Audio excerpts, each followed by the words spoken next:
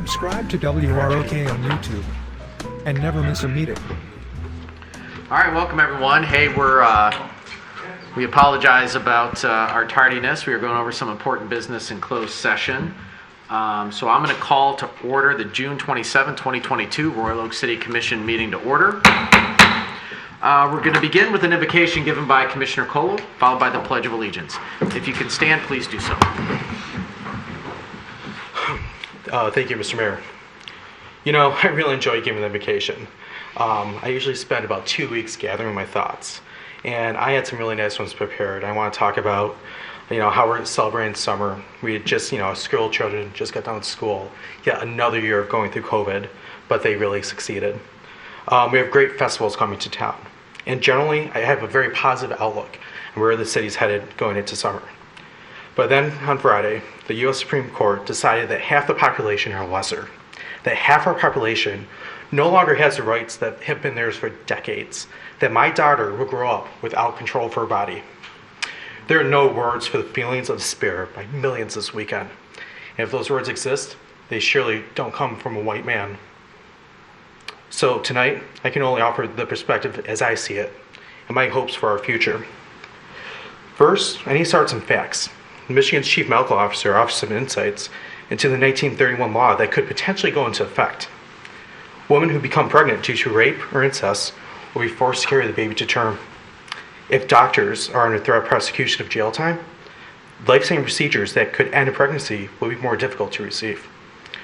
Post-miscarriage care in a situation that's already devastatingly heartbreaking could become more difficult to obtain. History tells us abortion bans do not stop abortions. Abortions will continue. They'll just go unregulated and jeopardize the health and well-being of those who receive them. The list continues, and it's a direct result of the U.S. Supreme Court and those who enabled the radical polarization of that judicial body. Civil rights activist Abby Hoffman once said, "Democracy is not something you believe in or a place to hang your hat, but something you do. You participate. If you stop doing it, democracy will crumble." Well, Mr. Mayor, we here, the some of us at this table, we are lucky. We're in a position to affect change. We're in a position to make a difference. So tonight, I'm here to make sure that everyone knows Royal Oak will stand strong to ensure our democracy does not crumble. If we stop fighting, democracy crumbles. Inaction is not an option. So as I finish this invocation, we will start with the Pledge of Allegiance. I believe we are a nation of progress. This setback would not deter the arc of justice that expands rights and freedoms for everyone. Liberty and justice must include the freedom of all women to have full determination of their reproductive health. My daughter's rights demand as such determination. We cannot let liberty and justice, pillars of our society, be taken away from anyone. And for that, we will continue to fight. As citizens of the state, we have the power to do something. And as fathers, husbands, sons, we owe it to our daughters. And with that, I say the pledge. I pledge allegiance to the flag of the United States of America and to the republic for which it stands, one nation, under God, indivisible, with liberty and justice for all.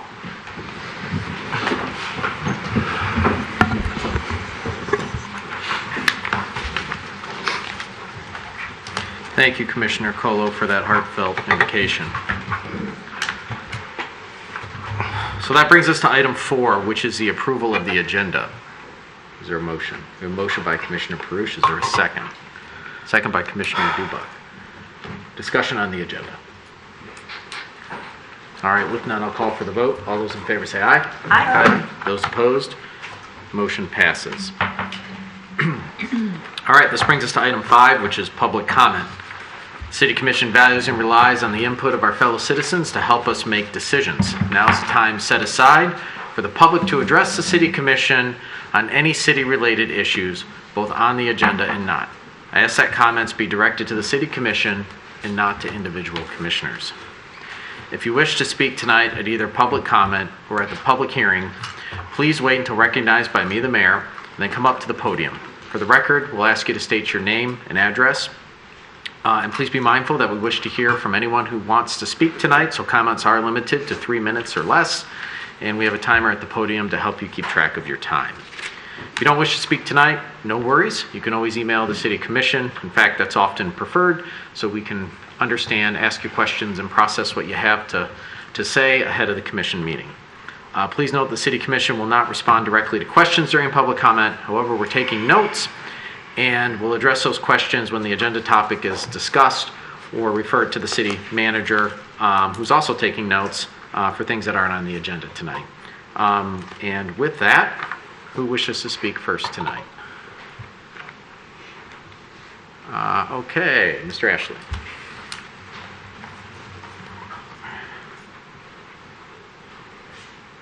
Good evening, Alan Ashley, Royal Oak Manor. Well, 18 months have passed since we started. It is now coming to an end, thank goodness. We've been through COVID, lockdowns. We are now hopefully finishing all large projects by the end of this week, and then we got a bunch of minor stuff to get repaired. But other than that, we are almost done, thank goodness. I have 260 seniors saying thank you. As it ends, we should be done hopefully with everything by mid-July, and then tentatively we are scheduling August 17th for a little open house party to show the new Royal Oak Manor off. So that is what I come to tell you, that we are at Royal Oak Manor very excited about getting rid of all the contractors and having our homes back in one place. So it has been a long 18 months. And I just would like to say that I will keep you abreast of, make sure that it is the 17th, that we will have a little party going on, and a small tour of what's going on. So if anybody's been in that building before the renovation, you will not recognize the inside, because the inside has been completely changed on the first floor. So I'm looking forward to having you all there, and that's it. Thank you. All right, thank you, Mr. Ashley. All right. Ms. Wagner.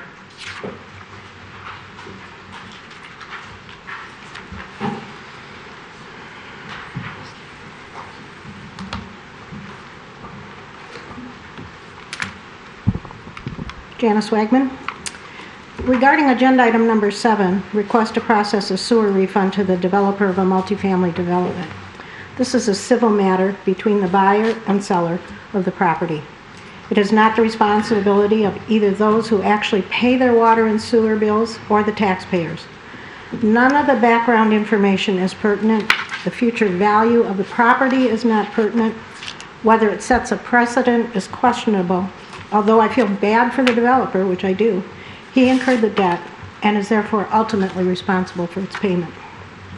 Regarding agenda item number 9, approval for the strategic plan. Since the residents were never provided with a status report on last year's plans, I hope this plan will have some sort of mechanism for regular status reports, including another strategic planning session and final report well in advance of the presentation and approval of next year's budget. Regarding agenda item number 10, creation of the Human Rights Commission, who is tasked with, and this is a quote, working with residents, community organizations, and federal and state and local government offices, units, activities, and agencies to promote programs, policies, and procedures to ensure equity among all racial, religious, ethnic, gender identity, sexual orientation, nationality, and other protected groups. I'm sad to see that age was left out of this, and it is lumped into the other protected groups. So I'm asking that it be added as a line item in there, or as an item in there. Finally, this year, every regular City Commission meeting agenda has been published by the required deadline at 4:30 on a Friday, but then has been later revised. This does not give proper notice to the public and is unacceptable. In the interest of transparency, I'm requesting that revising the agenda be reserved for special circumstances only. Thank you. Mr. Harrison.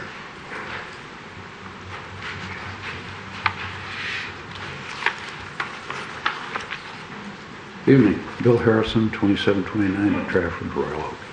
At the May 9 Commission meeting, I requested the city to provide by June 17th the merit-based criteria used for evaluating the proposed marijuana facility sites and a schedule of the facilities proposed for Royal Oak in the same format that Berkeley used. I provided copies of the Berkeley documents for reference. I was disappointed that only some of the commissioners took the documents. The rest of them were just laying there. Rude. Nothing in the Michigan marijuana law prohibits disclosing the ranking, selection criteria, or proposed locations of the facilities to the public. Given that 3 Royal Oak marijuana facilities have been approved, why do we want this information? Because there are more marijuana facilities to come. Paul Brake, in an interview with Fox 2 Detroit, said, "Are we going to open up the floodgates? I kind of doubt it. I think we are going to do this incrementally."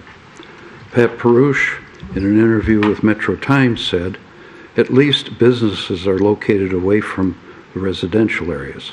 Not true, as evidenced by the dispensary to be located adjacent to the Lawson Park subdivision.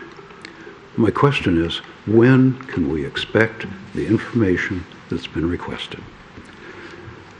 On another note regarding the administration employee expansion, it was 2013 when you liberals finally attained a supermajority on the commission, and the administration staff increases started right on cue. Between fiscal years 2012-13 and 2022-23, the number of authorized full-time employees increased as follows: administrative services 72%, library 20%, public safety 18%, recreational and public services 25%. The most dramatic change is from 2.5 to 7 people in the city manager's office, resulting in a 180% increase in staff. Why are there so many assistants? And this staff increase does not include the ever-increasing number of consultants. Every time we turn around, it's another consultant. Other administrative service staff increases of 100% or more include human resources from 2 to 4 employees, 100%, state construction code from 5 to 13, 160%, ordinance enforcement from 2 to 5 people, 150%. Now granted, if I can just do 2 sentences. Granted, increased code and ordinance enforcement may have been driven by the recent surge in major construction. Finally, the current inflation is essentially a huge tax increase on our income and savings. We do not need to increase property tax for administration. Please rebalance your staff. Thank you, Mr. Harrison. Thank you. All right, who's next? Mr. Dunstan and Pastor Nelson. All right.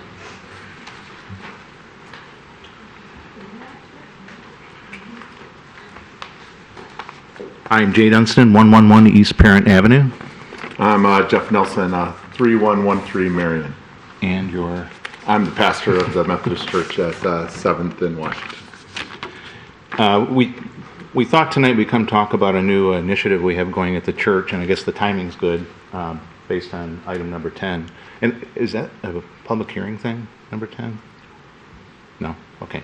All right. So we're here to talk a little bit about that, but more so to talk a little bit about outreach on 7th, which I think I sent your email. But I'll let Jeff kind of take it. This preacher timer is going to throw me off here a little bit, right? And the bell. Don't tell the church they can ring a bell to get me to finish on Sunday. That might be dangerous. 2 quick stories. 36 years ago, there was a knock at the door of the First United Methodist Church. One of the secretaries went out there to find a man asking if they had any food that they would share. Not having any program or any food available, she simply shared her lunch. That began a 36-year program that now has evolved into a daily feeding program at the United Methodist Church. And over the last 36 years, we've served over 300,000 meals to the residents of Royal Oak and the greater community who find themselves food insecure, homeless, or otherwise economically economically vulnerable. Second story, this winter, Stephen LaRue, a lifetime Royal Oak resident and a member of our bag lunch and lunch community, froze to death in the parking structure. We knew Stephen, we saw him every day, and it was a wake-up call for us that what we were doing, while important, wasn't enough. And it was a call for us at Royal Oak First to begin to expand our ministry, expand our outreach and our services, so that people like Stephen, who grew up in this community, who graduated from high school here, called it streets our home, on the coldest nights of the year, wasn't left without a place to turn.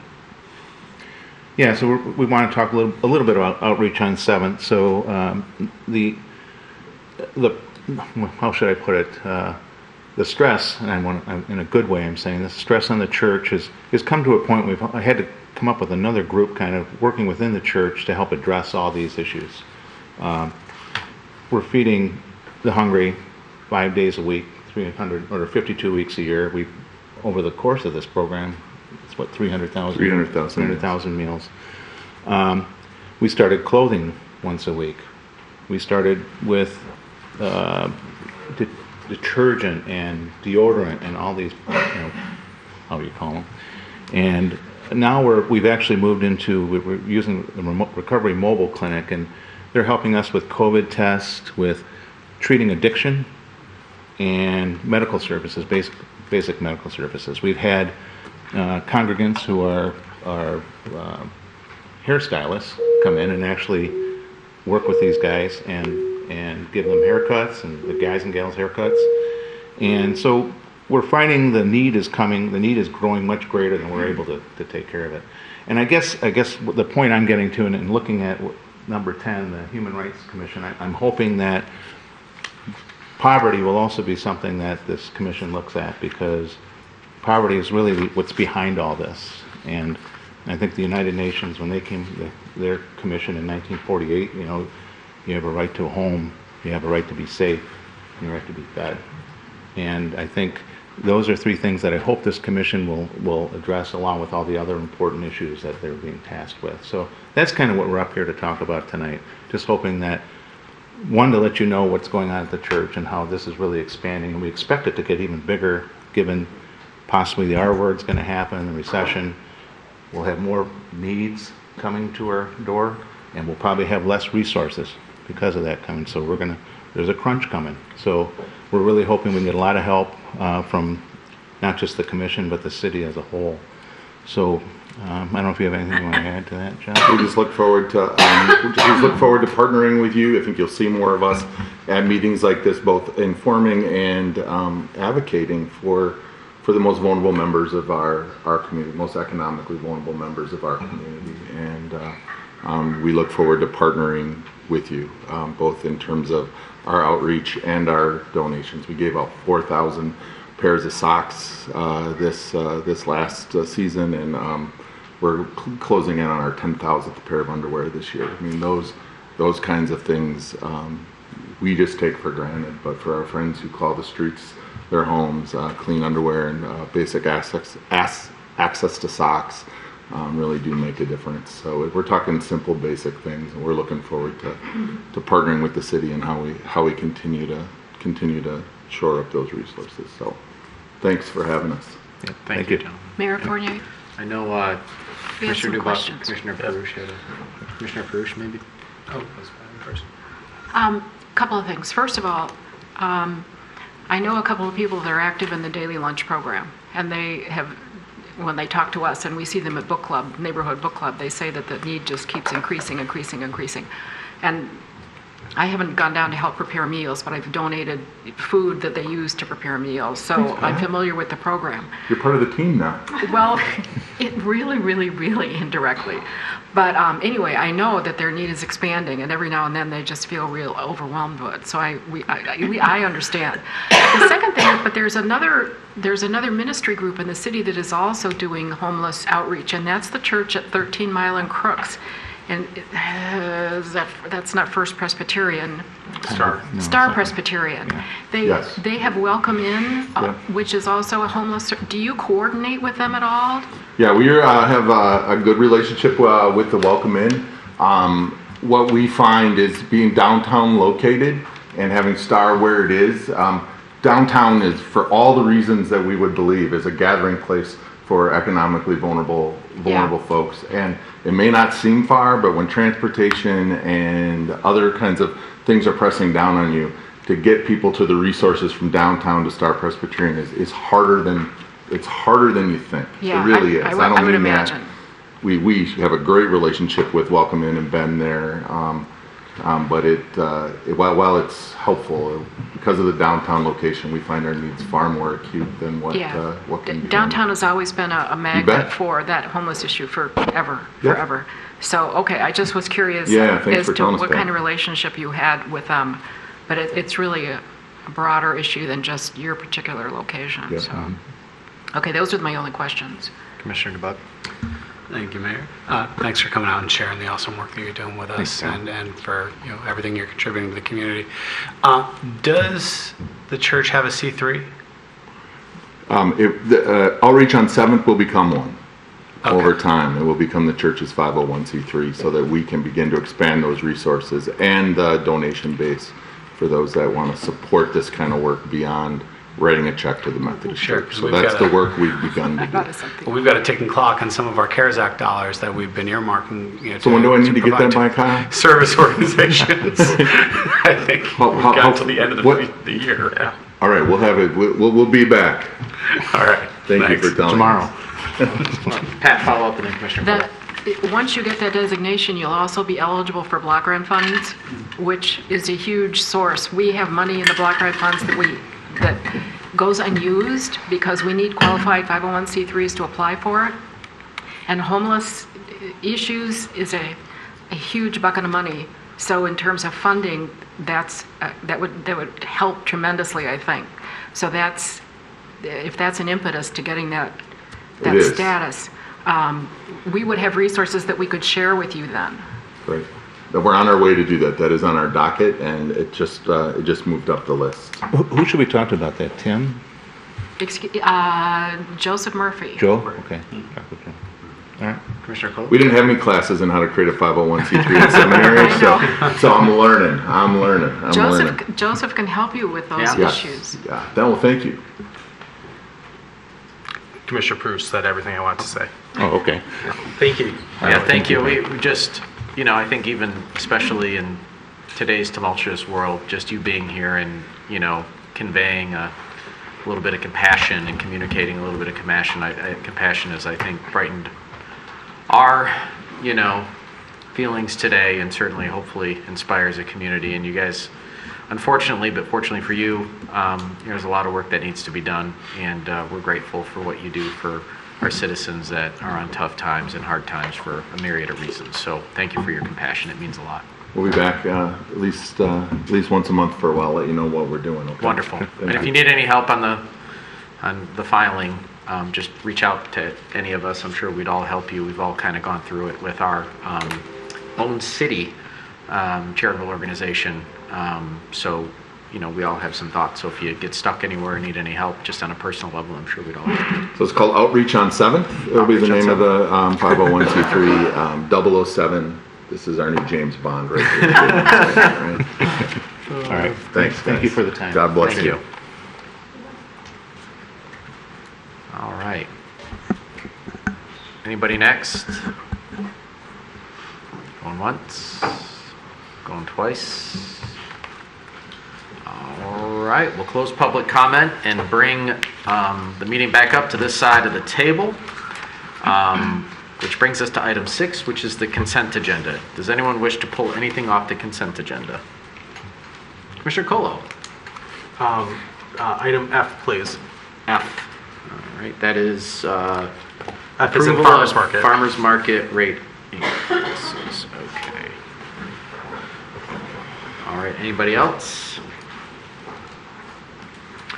Okay, with that, the consent agenda consists of City Commission meeting minutes from June 13th, claims from June 17th, 24th, and special pay from 28th, approval of purchase orders, declaration and disposal of surplus property, approval of fiscal year 2021-2022 fourth quarter budget amendments, approval of public art application at Distinct Life, approval of appointments to Southeastern Oakland County Resource Recovery and Water Authority Board of Trustees, and approval of license agreement for Royal Oak City Grill Street Patio.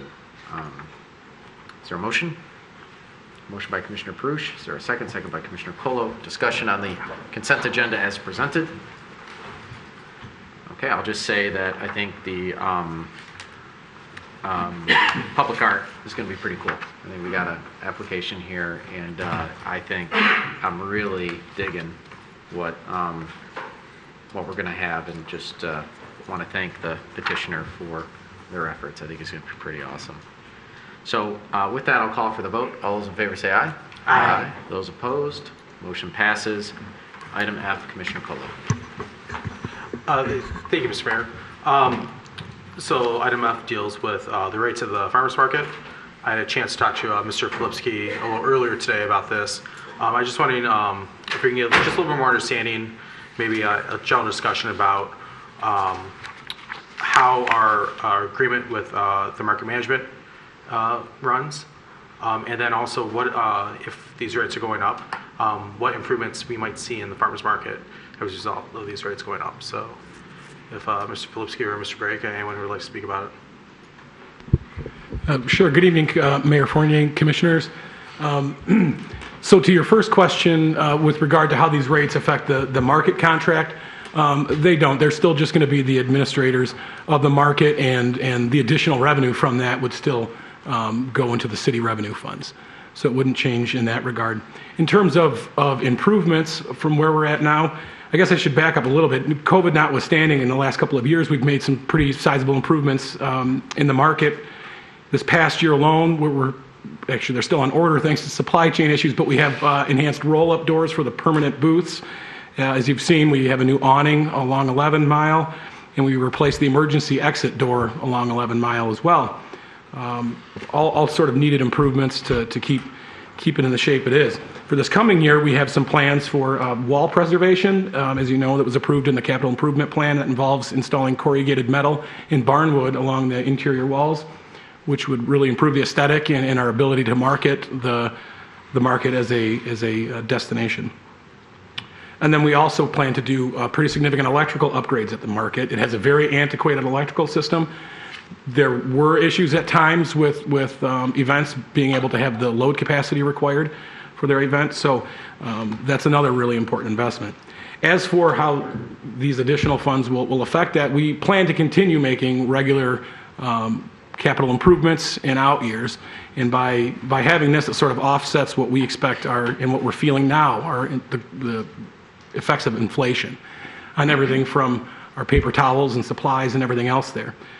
So without saying anything specific beyond this coming year in terms of capital improvements, we're helping secure ourselves so that we can continue making those investments in future years, not just next year. And that may require more frequent revision. I was surprised to see that it was almost 7 years since it was last reviewed, and I suspect that we may have to do that more frequently, and that's what we intend to do. The other thing I wanted to add, and it was noted in the memo, I think is a really good thing, which would help us, again, do more frequent, larger scale capital improvements, are the weekday facility rentals that we're offering more formally. There's high demand for the market, but there's also sort of a niche of people that want access to it for maybe a business meeting, but not have the full scale facility rental as if it were some sort of a celebration. So we've included that as a new rate, and we hope that that will be a big driver of revenue as well. Does that answer your question, Commissioner Colo? It does, yes, thank you. And then just a follow-up there, and I see our market manager. Yes. The market right now is generally healthy. Is the rentals are going well? Is it a full market? I'm sorry, can you say that one more time? Tell me how amazing the farmers market is. Oh, we are awesome. We are awesome. We're also really, really proud because we obviously took a huge hit during COVID for the better part of 2 years, and we're booked constantly now through almost every weekend through Christmas. So I've got a great staff. Everybody who works together, minimal staff, but a great staff. And the farmers are all back. Everybody is thriving. Things are coming in. We're moving along again. We're doing the improvements as we can.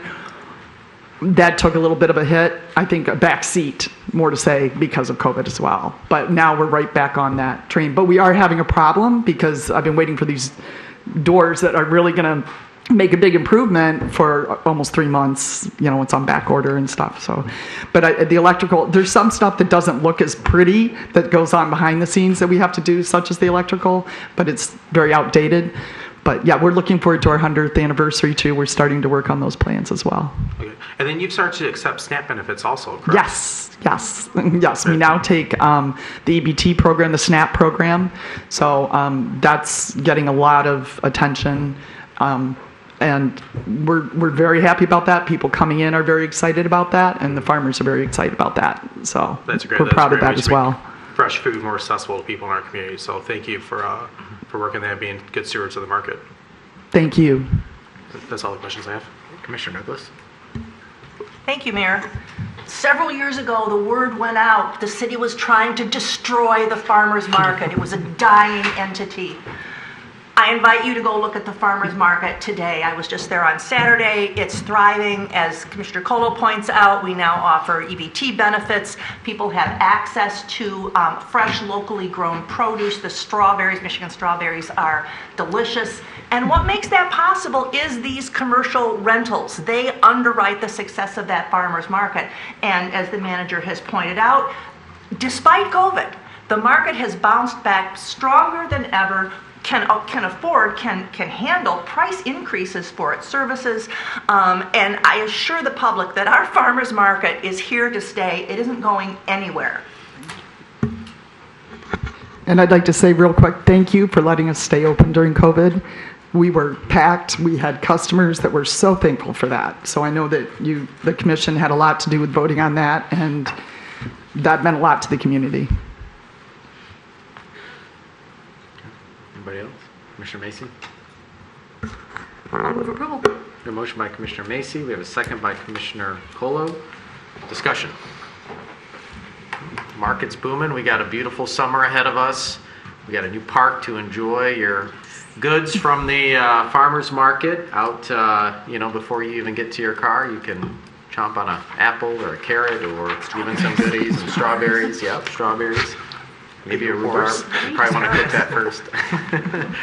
So we got some amazing stuff. So we just keep building the treasures around this nucleus, which is really great. So I'll call for the vote. All those in favor say aye. Aye. Those opposed, motion passes. All right, Thank you. Have a good evening. Yeah. All right, this brings us to item 7, which is approval of process sewer refund or reimbursement for multifamily development.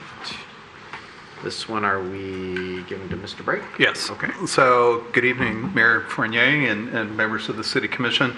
We wrote up a memorandum presented to you. The developer of the Harrison Collection condominiums is in a rather unique situation where the developer acquired properties that had been assembled through a land assembly. Converting some homes that had reached obsolescence and to build this multifamily condominium development. In doing so, in the transition of the property, the previous property owner had indicated to the purchaser that the water had been shut off, which is very customary that all the utilities would be disconnected anytime before demolition. When in that case it was not. And this was a transaction that took place through a land contract, and what the developer indicated is that the previous owner continued to pay the water bill, and that the developer had no knowledge of what the status was of the water connection. When this evolved, when this incident occurred, back 4 or 5 years ago, that the developer reached out to my predecessor, to Mr. Don Johnson, describing the circumstance. Ordinarily, in order to develop a property, all liens have to be satisfied. In this case, what was a cloud over the property was the outstanding, the water and the sewer, and the associated costs that were associated with that. Mr. Johnson worked with the developer to come up with an agreement that allowed the developer to proceed to pull the permits to commence construction on this condominium development. In that spirit, in the developer reaching out to me, gave the verbal commitment that of continuing on, because it's what is indicated is that the willingness that he must pay for the water, but called into question the sewer, because that was not water that went through the drain and alike. Again, this is a unique situation. That the remaining bill, we were able to confirm through the Oakland County Treasurer's Office that the debt had been satisfied when the developers in the process of selling the individual condominiums, and that clouded the title and had to satisfy. So he's bringing that before the commission. Because of the dollar amount, I do not have the authority to grant that. This is a unique set of circumstances. I'm just focusing on the sewer only, and not on the interest rate that's associated with that. That would suggest of going back to the seller of this property. That's something that individual needs to satisfy. In any other case, wouldn't be looking at, I know this is sensitive in many different realms, but the developer's made a significant commitment, has made this investment that has turned around this area, if you will, that has made really an economic impact in this area of town. Mr. Bob Wilson is present tonight, and I asked him to be here if there's any individual questions that you have, and if you would allow to him to speak only if you have individual questions. So I'm recommending before you, at the time that I wrote this, I was not able to confirm whether or not the outstanding lien had been paid, and it has, and presenting to the recommended amount of the $27,446.48. So that's a presentation, but if there's any questions that I can answer, anything that I can clarify, or even Ms. Lichtenberg, as we have discussed this, and kind of her experience that, again, these are not typical situations, but on rare occasion do occur. And based on her professional experience, or if you have any questions of Mr. Wilson, I would be happy to answer those as well. So. Questions for Mr. Brake? Commissioner Mason? So we've had individual families, individual houses where a pipe has burst, or they've been gone for the winter, snowbirds or something, and a huge water bill racks up thousands of dollars. How is this unique circumstance different than that unique circumstance, which, as far as I know, we've never issued a refund for? So we're not talking about the refund of the water consumption. This is for the sewer. But wouldn't it be the same for someone a family whose pipe had burst? Well, the water that you utilize, that you would be paying for that. So, but I can't speak to someone that they asked for sewer relief now on water. We're not making any exception on that. Okay, but again, for these families where a pipe has burst, we've never given them sewer relief, right? Not to my knowledge, no. Okay. I think that's my only question for Mr. Brake. Okay. Commissioner Douglas. In allowing the development to proceed while the lien was still in effect, we were not promising that they would get relief from that lien. We were only allowing them to proceed on a development timetable, correct? There's no implied benefit to the developer. That is correct. And they don't know how the water that was pumped out was disposed of. I'm just wondering what the chances are that they pumped it into a tanker truck and drove it out into the country and disposed of it there, as opposed to running it down our sewer system. That is a possibility, but we're talking several years ago, and the developer does not have any direct recollection. But more than likely, you're talking about a lot of water. Yeah. Thank you. Anybody else? Questions? Does anyone have any questions for the petitioner?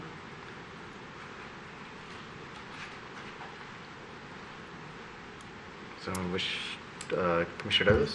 Yes, I will move to deny the resolution. Any resolution.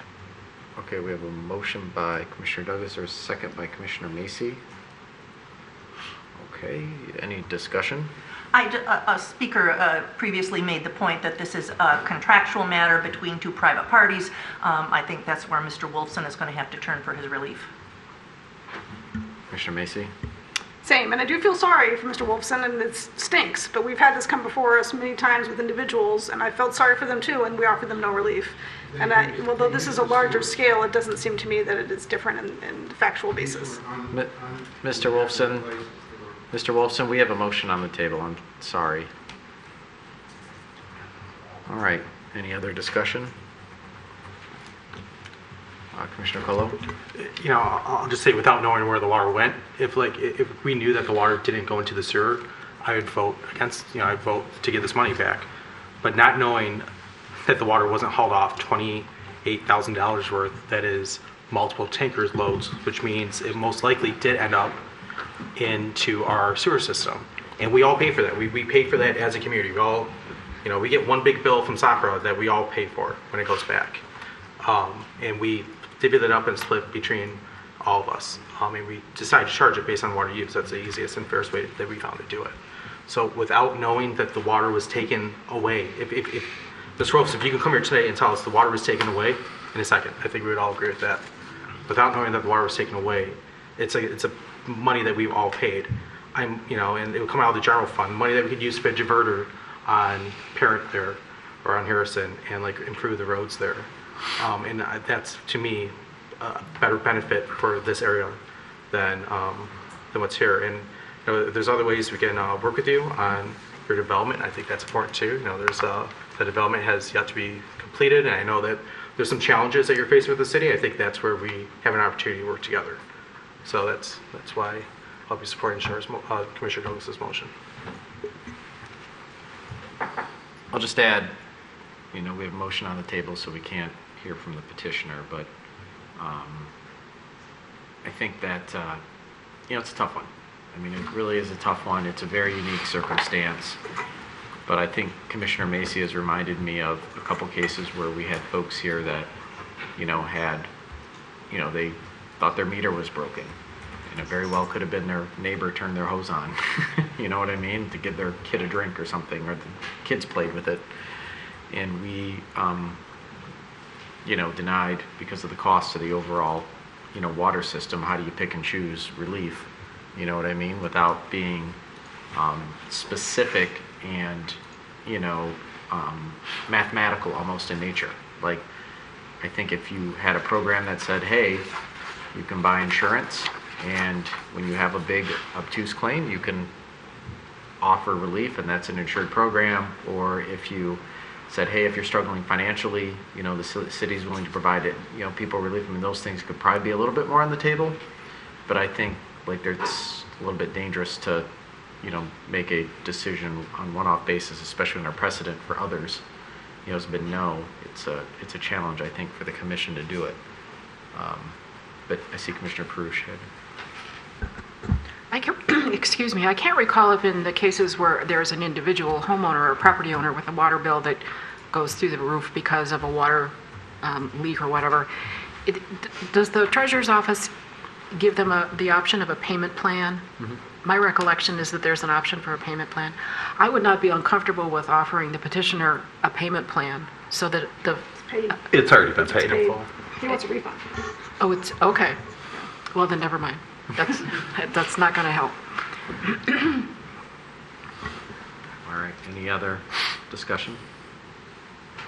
All right. I'll call for the vote. All those in favor say aye. Aye. Those opposed? Motion passes.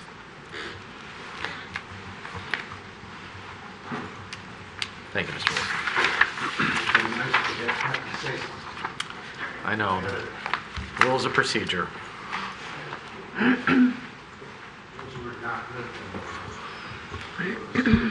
All right, thank you, Mr. Wolfson. Number 8, approval of fiscal year 2022-2023 fee increase, fire and community development departments.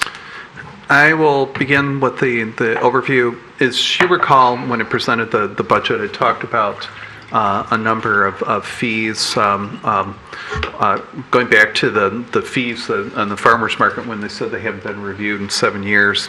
There's many fees that have been gone a long, long time. So of which part of the budget discussion with each of the department directors that I routinely asked, I said, when's the last time that you looked at the fees? Uniquely enough, in the fire department, with the ambulance service as a medical provider, there are certain reimbursable amounts through private as well as government insurance programs for those services, and we are not at the maximum amount. So this is what I'm recommending to you is that as other hospitals and other medical providers are charging on a reimbursable amount, so should we. We have costs that we have to cover to provide ambulance services for those that receive them. There are some other inspection services that we're looking at, including which potential vulnerable situations from a fire suppression perspective that the chief will be talking about, storing of hazardous materials, looking at food trucks and some other instances where we've either not had fees or they just simply haven't been increased. The notion is when there is a service that is provided for a private individual or entity, the greater funding source should not subsidize this service. So the fee should be indicative of the service that's being provided, and that was the thought that was went into those costs. The chief has indicated that he would like to include an additional fire inspector that will help on the development side of the process. So when a developer presents a new development, not only do we go through a building plan review, but also a fire prevention review. By having an additional inspector will help expedite that process of increasing the staff capacity to handle those requests. So from an overall perspective, I wanted to give you that overview, but I'll allow the chief, if I'm sure there's many other things that he would like to add, additional comments about the services that the Royal Oak Fire Department provides.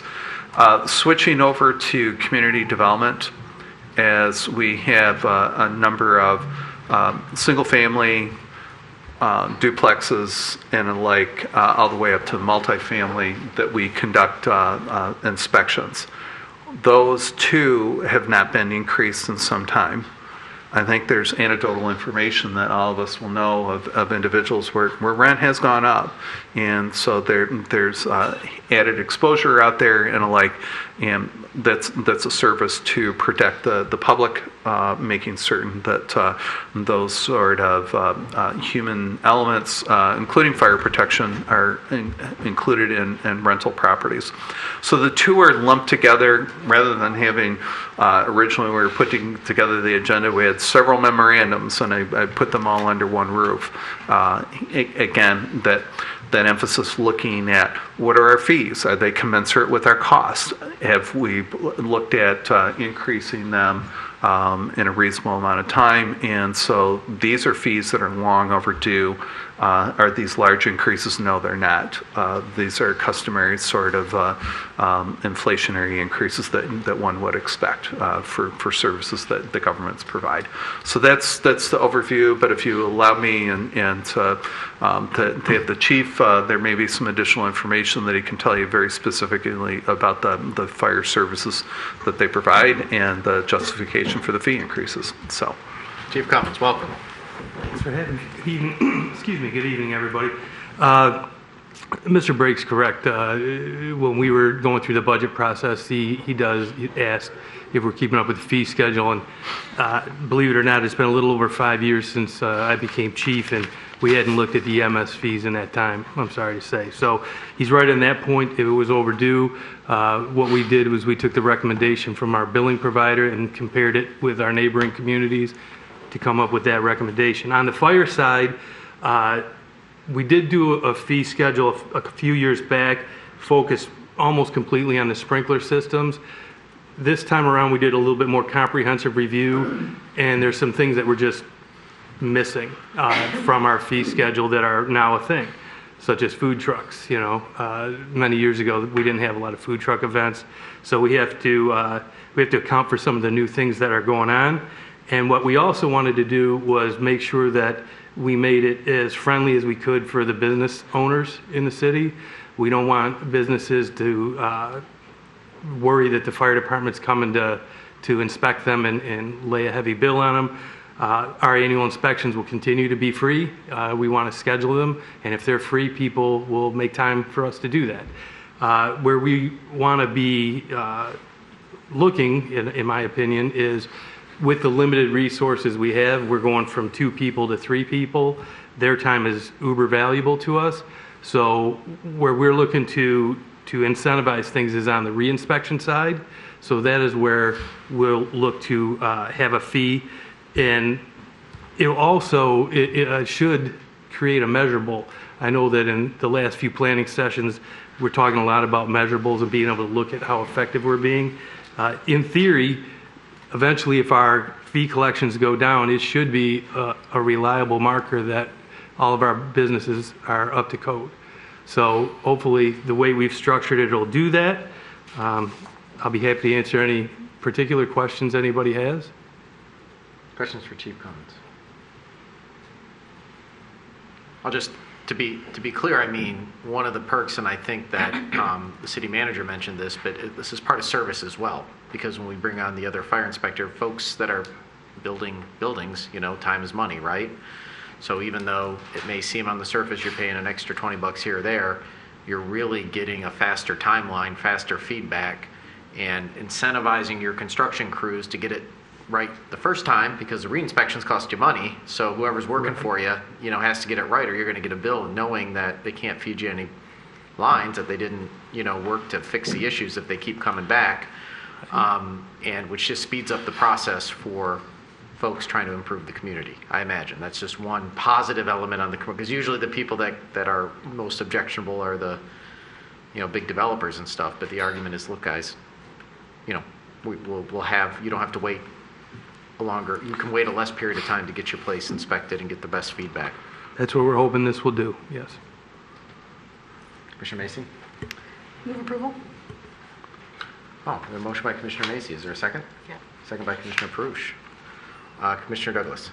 I wanted to hijack the thread a little bit and talk about rental licensing.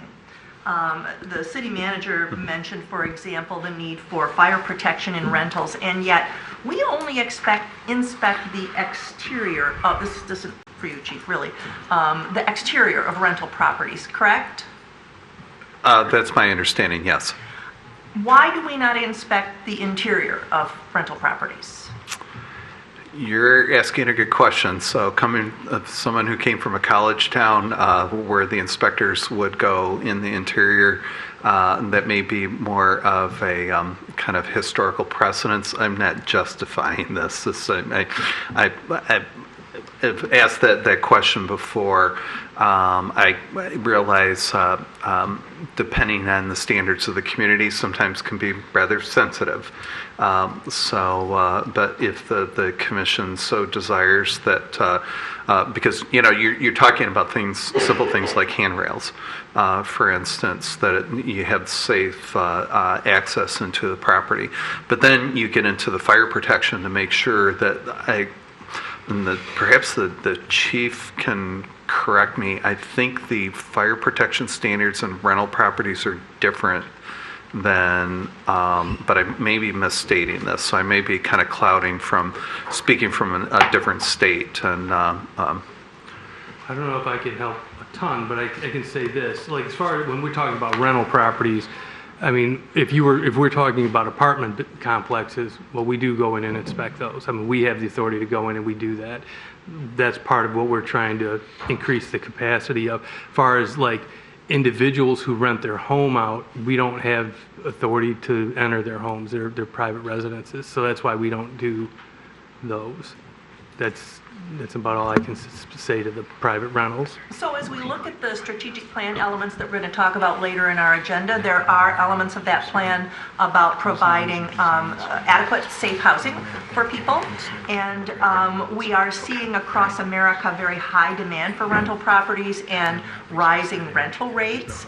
And yet there is the risk for, we see there are apartment complexes here in Royal Oak where if you follow on social media, there's the management company isn't taking care of it. The basements, the ground level apartments are flooding.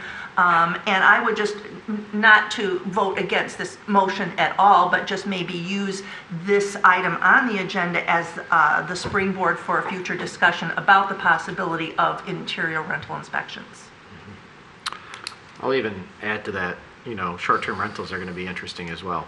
You know what I mean? It's, I know people don't want to hear that, but, the very nature of having people come and go and making sure that they're safe when they do, if it is, and where it's permitted and all of that, especially if the city doesn't have a lot of control where and how we can put short-term rentals, based on always pending legislation at the state. But that's going to come with a task. That's going to come with additional people we need to put in the fire department. So I think it's a point worth exploring. I think you're absolutely right. Like, how do we get to a point where people put their heads down on the pillow, regardless if they own their home, rent their home, and are staying there for temporary purpose, that they can rest assured that they're protected. And it may not be a fire department, it may be the building department. Sure. And certainly you build a fee structure that covers the cost of the inspections. Yep. So would certainly welcome that suggestion. I see the practicality of it, but again, just knowing each community is very different in that regard. So it's just, college housing, it's a different animal when you have unrelated people living together, but nevertheless, what you mentioned as far as uninhabitable conditions and alike that would help protect the public in general. So I think that's worthy of a discussion. I would welcome it. So. And sometimes you get away. I've read, and I don't know if it's applicable in Michigan, where you do self-assessments, that are audited. So you're not hitting every single one, but maybe some of the smaller fringe ones, it's like you're part of your rental license, you have this, you have to do these things, sign an affidavit that you've done these things and whatever, and then you could be audited. And if you fail the audit, there's, whatever was within our authority, sometimes keeps it low. But one thing else I would mention, just in fairness to the department on multifamily, there may be things above and beyond that I'm not describing to you, but I think you were honing in on the single family and the duplexes and alike, and so yes. I was kind of surprised when I inquired about that. So, again, different communities, different standards. So multifamilies also have their insurers often go through them too, so there's a lot of checks with the big ones. But it's the one-offs that can catch a neighborhood on fire that are a problem. Commissioner Bruce? I just want to clarify with the chief, if we're talking about a very large rental facility like Barton Towers, and you want to be sure that the sprinkler system you just don't do an exterior inspection, do you? Do you go inside and actually? Yes, we go inside. We physically locate all of their their fire pump, their risers, the connections, and they also have to be tested. There's different tests that the fire marshal would answer this in a much better way than I'm about to. But there are processes where they certify their equipment. So if it hasn't been actually activated and tested in a certain time frame, we do that. And we make sure that those things are certified and that they work, so that if you do have an incident, the fire pump does turn on, water does come out of the sprinkler head. So there is a timetable for all that, and that's part of what we're looking at when we go in there. Okay, do you know if the larger apartment buildings, like the apartment buildings that are on 13 Mile by Coolidge, do they have the same fire suppression standards that like a Barton Towers would? Like, would you go into those apartment buildings? Not the individual apartments. We go into all the apartment buildings. Okay. And I say that there are some apartment buildings that we haven't been into for some time, but again, that's just due to, there's certain things that we must check per the code every year, and that takes up a big chunk of the time. So the remainder is is a struggle to get through. But we prioritized that at the beginning of last year, and we started going through the ones that we hadn't been into for the longest to try to knock that off, because there is a high life safety risk in that type of facility or that type of structure. Okay. All right, thanks. Mr. Queller? Thank you, Mr. Mayor. Chief, talking about these structures that you do inspect, how about motels? I mean, there's some, I know a resident at the city motel, and I'm constantly concerned about the safety there. Are those inspected annually? They are inspected. They're supposed to be inspected annually. I don't know if we get into all of them or not. Okay. I can find out and get back to you on that. I want to say yes, but I don't want to tell you the wrong thing either. Okay, because similar to what Commissioner Douglas talked about, a vulnerable population that might be renting, and then a landlord not reinvesting into the property, skipping out in safety. I worry that happens. That could be happening in some of these hotels. Well, and that was part of my push for the extra capacity, because what we see is in the buildings that we are required to get into every year, very high compliance rate, very low fees. We go in, everything looks great, we say, see you next year. The hope is that we can get that with all the buildings, is that once we get through the first pass or two, that we'll see everybody's compliance come around. And then, so I do have two more questions. And so one is on the EMS. I believe we talked about this when we first saw these fees during the budget meeting. But is there, I know we discussed that the rates were going to go up, but if there's an issue someone had with paying that fee, if they couldn't, if they were uninsured or they have a $5,000 deductible, and there's a $700 fee. That's a big chunk of someone who just had a pretty traumatic event. Is there a formal mechanism we can put in place so they know that they can reach out if they need relief? Is that something that we could? Because I know you said everyone could call you, but No. There's actually a formal mechanism in place with our billing provider, where they trigger that process, and there's an actual form that the person fills out and then goes through that, and they send it to me for review, and then it's usually very simple. You look at what they provided and you say, yes, this is a burden, and then we sign off on that. Okay. The good news is the vast majority of our people are insured, or the bill gets paid. That's great. Thank you. So then my last question is actually not for the chief, but for Mr. Brake. I noticed that there is a fee for a food truck annual permit. And about a year and a half ago, we started a discussion about talking about food trucks in our city, but that never quite made it to the table here, because technically our code doesn't allow food trucks. It's a weird, you need a special event permit.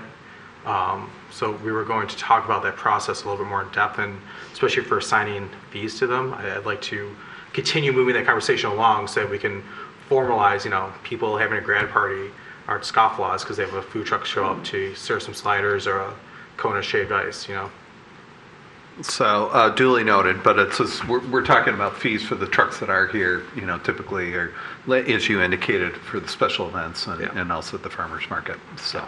But it's a conversation we did request that we have, and we haven't had yet. So I think, I just, this brought it kind of to the forefront again. It's, a conversation I would like to move forward. Anybody else? All right, I'll call for the vote. All those in favor say aye. Aye. Those opposed, motion passes.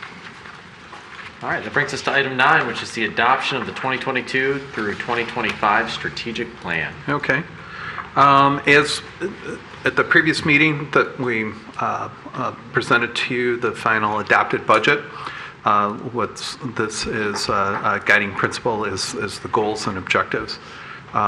Provided this to you back in April. We've had some time to look at this. Incidentally, the document has been fine-tuned today. There was nothing added to the agenda, by the way.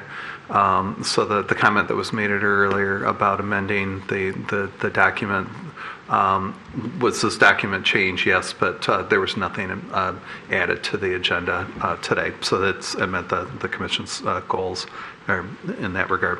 So from an overall perspective, we're looking at 7 different goals. We have 35 action steps, 133 tasks. Just in this year alone, tasks that we will initiate is 64.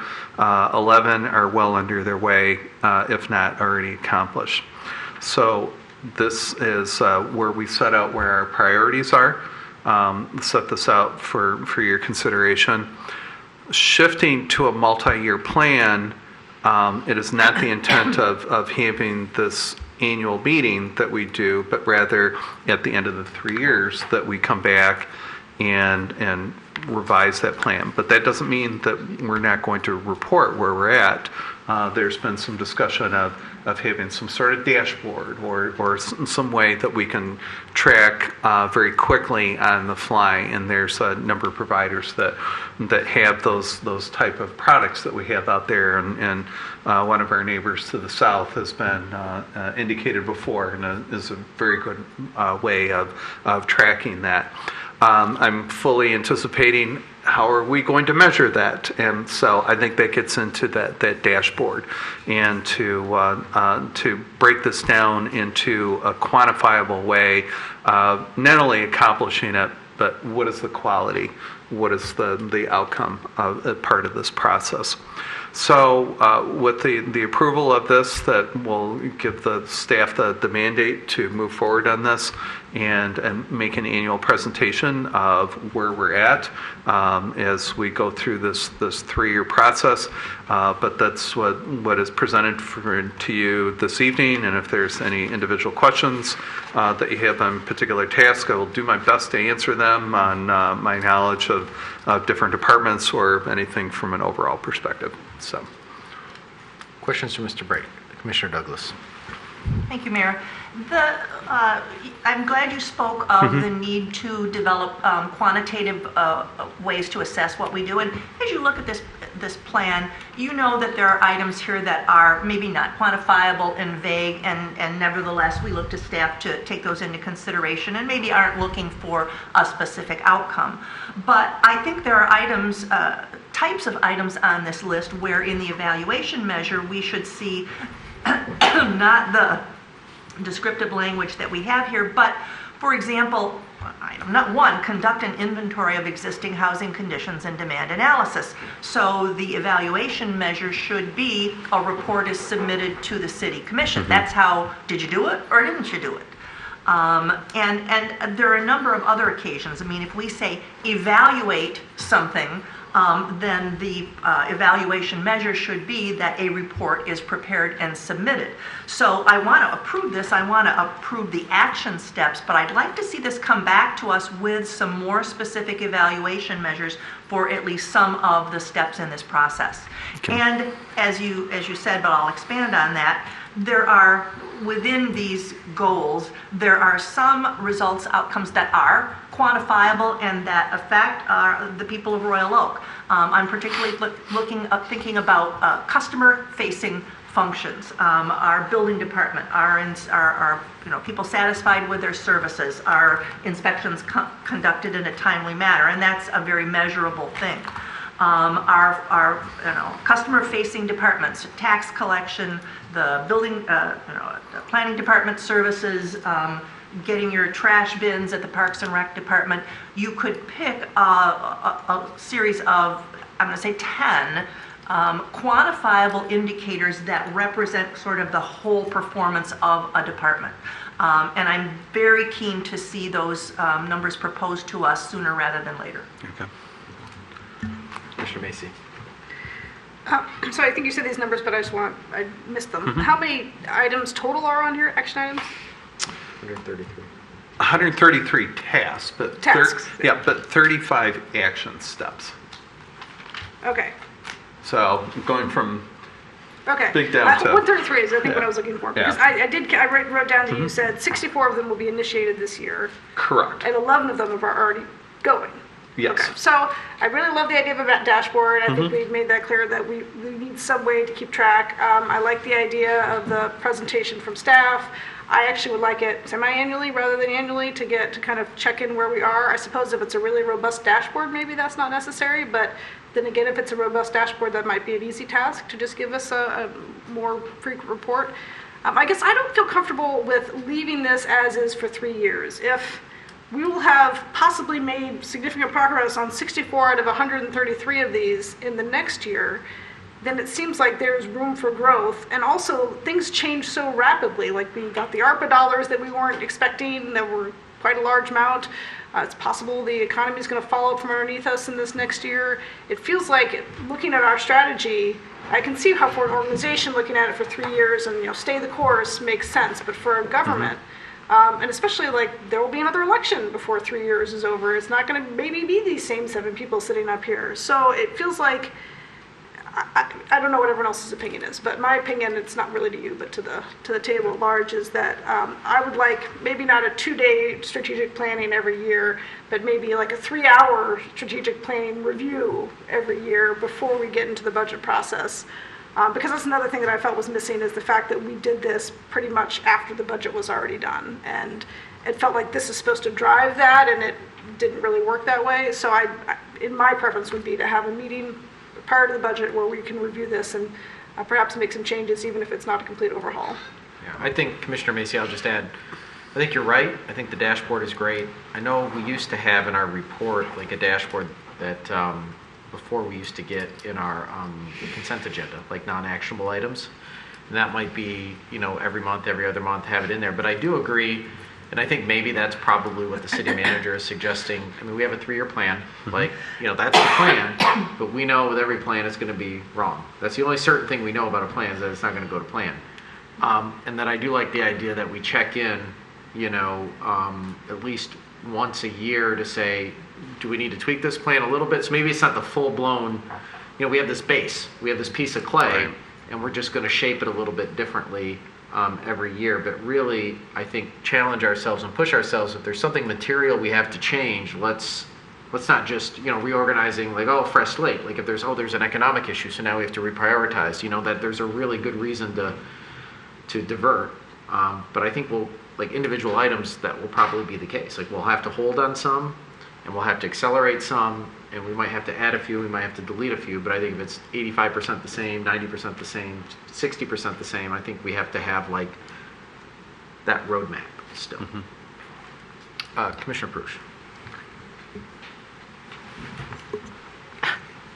You got it. Microphone issues. And it's just me. I would agree with Commissioner Macy that when I envision this as a 3-year plan, because we started from scratch with this and built this year, my sense is that we don't ignore it for 3 years and then come back and do it again or revisit it or whatever, but that we do, at least on an annual basis, revisit it. And it doesn't have to be the 2-day, full-day process that we took this year, certainly, but as she said, everything changes that we don't expect on a regular basis, and we have no idea what the next year is going to be like. It might be relatively calm, but it may not. So I think at least coming back a year from when we did this and just kind of taking another look at it, just to see if there are things that need to be tweaked, is appropriate. And that's how I envisioned this going forward. I fully expected that we were not going to just do this and then not do anything with it for 3 years. So, and that may be the staff's sense as well. But I just want to say that that's what I would expect. So I would concur, and perhaps I misspoke, but I would agree with Commissioner Macy that more of a touch point. So it's rather than throwing the whole thing out, and I know that isn't what you were suggesting, but saying that what's changed, what's relevant, and keep in mind, this plan will be rolling. Would I like to say that all 7 of these goals will be completely satisfied within a 3-year time? I would say highly not. But yeah, that gives us a good base that when we do look at the end of that period and potentially we start from scratch, there will be some holdovers. But having that annual sort of retreat, I was just implying that, it's challenging with everyone's calendar and not to make that large of a commitment on an annual basis. But absolutely, I think like a half day, like an afternoon is entirely appropriate and I think would be worthwhile. So. Kind of similar to what we do with our budget meetings, right? Mm-hmm. Right. You redo all your budget line items, you take what you had last year, you look what you got going this year, and you say, ooh, our ice arena fund is a little short, what do we do, Or, oh, we have an excess in this one fund, what do we do? Okay. Commissioner Hunt. I think it's also important that, while the staff is giving us this feedback on a regular basis, whether it's monthly, annually, semi-annually, that they're also giving us the feedback of where their challenges are, if they're not able to complete whatever goals. Or if they think it's just not working, that we need to somehow switch up our plan for that particular component in the event it's not working. So. Yeah, that's a good point too. We don't necessarily have to wait for an annual or semi-annual. If you got something on here that you run into a roadblock, bring it to us to fix or get it to adjust it. That's a good point, Commissioner. Along those lines, a thought occurred to me, and I know Commissioner Kola had raised his hand, but any new initiatives that's brought up, and this is something that I'll challenge the staff, we need to point to the document very specific and to say, where is this authorized? Or if we make any changes. Now this cuts both ways, that on the flip side, if there's a brand new idea that's generated that's not on the list. You say brand done idea or brand new? What does that have to do with me? Was that a Freudian? Keep in mind that if there's something that's entirely new, unless, as Commissioner Macy said, because of changing economic circumstances, that there could be, new situations that we need to turn on a dime. But if there's some kind of random idea, be prepared with, say, where's that on the list? And so, I think it's important for staff that everything that we do, we should be constantly looking at this. I agree with the notion. This is not put this on a shelf and see in 3 years. No, there should be this continual evaluation, and where we're looking at where do these fit in to our core values and the goals and objectives. And I think Commissioner Hunt, in a way, is right on too, because you may find, instead of just saying, well, these are our orders, execute them, we expect you to challenge orders as you get into the details. And maybe what was originally a really good idea ends up being a really bad idea. And you come back and you say, hey, you gotta, we recommend, staff looked into it, we, cease this activity. And also too, Greg Rassel, former head of DPS, always had, this raspy voice. He'd come up here and we'd always ask for stuff, and his first answer was, I can do anything. Just tell me what you don't want me to do. Yeah. And I think that's okay too, because as we work and deal with new issues and changes, I think it's okay for you guys to push back and say, yep, we agree. This new idea from Commissioner Macy is critical. It's an important thing. We recommend pushing back on this one particular priority to free up some staff time in order to handle this new thing. And I think that's not a yearly thing. I think you should do that in every conversation. So we don't just follow a checklist blindly, but that we're always engaged as a staff and commission team. Trust me, I will. Good. Commissioner Colo. Oh, yeah. So I'm going to get back to this dashboard, which I've talked a lot about, and is part of our plan and something we've discussed as a group. So back in May, we talked about the sustainability dashboard, which I believe is going to run on the same infrastructure being up by you committed to that this year. So are we still on track to have this strategic plan dashboard up this year also? I think that's a reasonable expectation. Okay. Will it be next week or next month? No, but I would say over the summer months. Summer? Yeah, I think that's a reasonable expectation. And again, it's a way of holding ourselves accountable.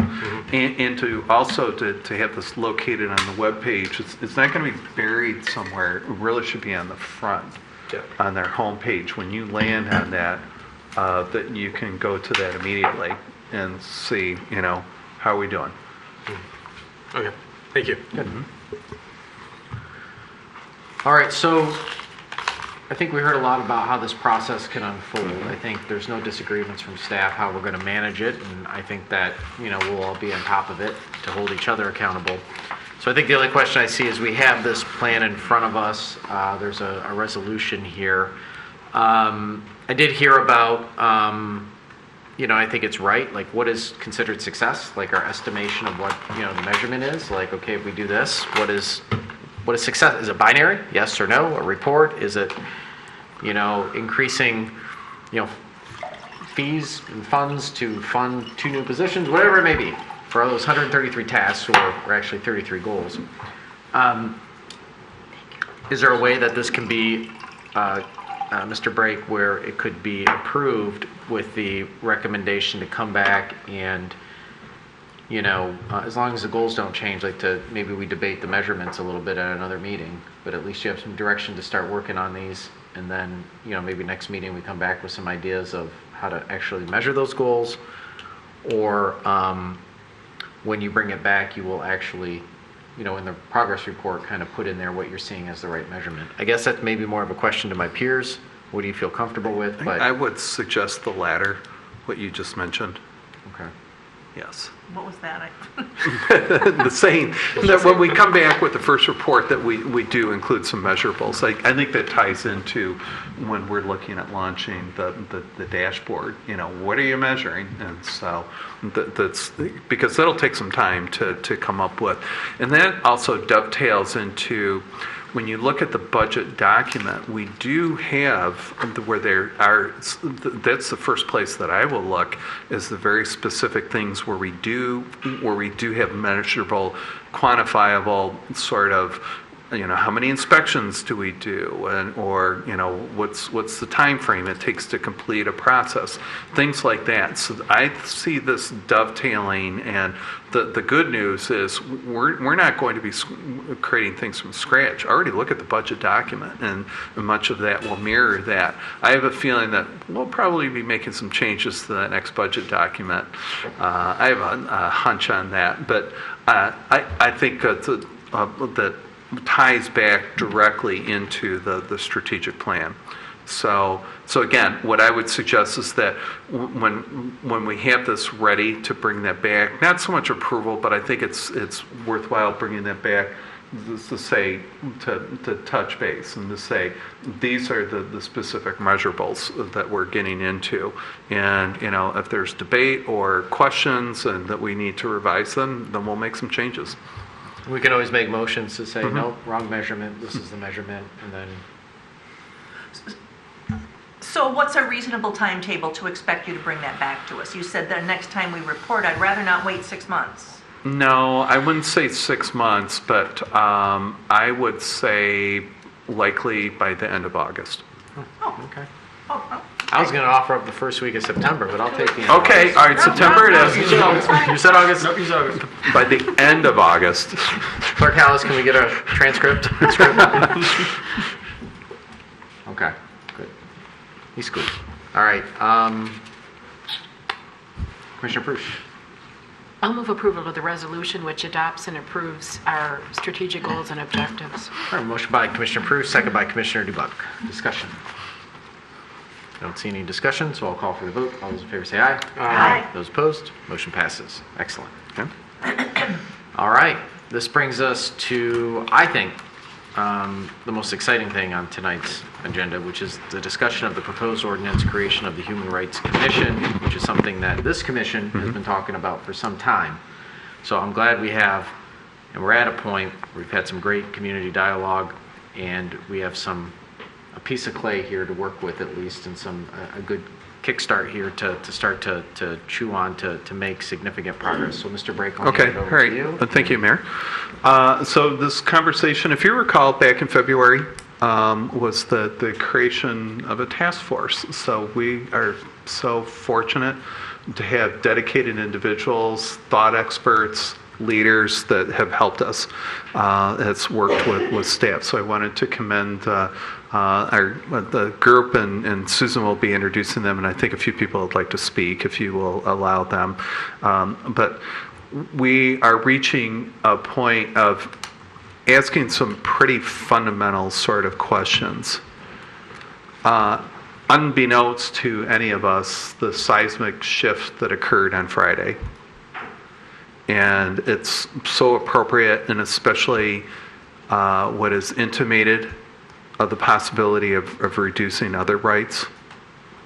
So the timing couldn't be better to bring about a commission. At the same time, what I've advised the group, and I'll say this again, is that we want whatever group that's created, that they will be successful. I'm a little reluctant to be overambitious and create some expectations that we cannot fulfill. So that's my only word of caution in that regard. But nevertheless, I think we have a pretty good framework as we look at there are other communities that have addressed these issues, but there are some unique challenges that I think that we'll uncover that are specific to Royal Oak. And I feel very confident by the creation of this commission will accomplish those goals. The other underlying theme that you will hear is that do we go with a ballot issue or don't we? And that's a fundamental issue, is we're kind of threading the needle, if you will, and that may be bringing in the city attorney into that conversation. But I think we have a pretty good plan forward. Introduce Susan Barkman, who will lead the discussion, and introduce our task force members, and go from there. Good evening, Mayor and Commissioners. I'm pleased to bring forward, I think, the first official thing from the strategic plan that was just approved. So we're already kind of moving towards checking something off on the list. I like this. So over the past few months, we worked with a group of task force members, and I'm going to pass out a quick piece. So we have, they work together to kind of identify who might be great. So we have Ethan, Christina, who wasn't able to make it this evening, I believe, Lakeisha Morrison, Rachel Andrews, Lisa Mason, and Lynn Muth. And as we go through the rest of this kind of ordinance that we have in front of us, we'll kind of dig into some of the questions. But I believe Rachel and Lakeisha, you guys wanted to talk? Do you want to? I'll let you guys figure out who wants to go first.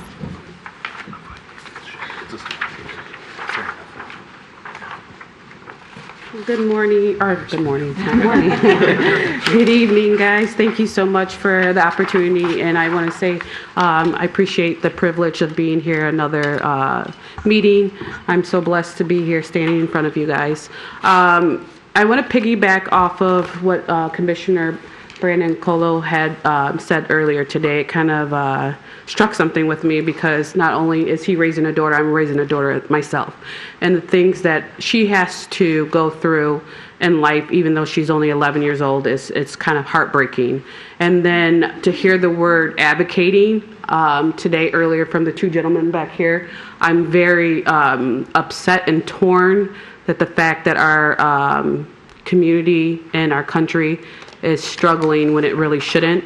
We're all humans, and this is the reason why we are here today, to speak about our human rights. It shouldn't even be an argument when it comes to human rights. So I have the privilege of being part of the task force, and these wonderful people are such great people to help see something better in our community. I believe Royal Oak needs it. We speak of diversity, and we are far from seeing each other as humans. So I feel like with this Human Rights Committee, we can strive to be a better community, and other communities can look at us as if, you know, they want to see themselves in us as well.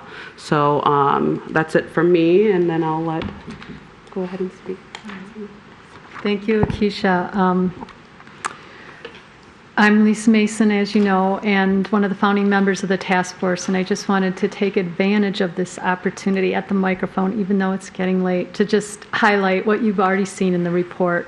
The fact that we assembled the task force, we tried to include some diversity, which we hope is a sort of a foundation of what the commission itself will be like, the Human Rights Commission.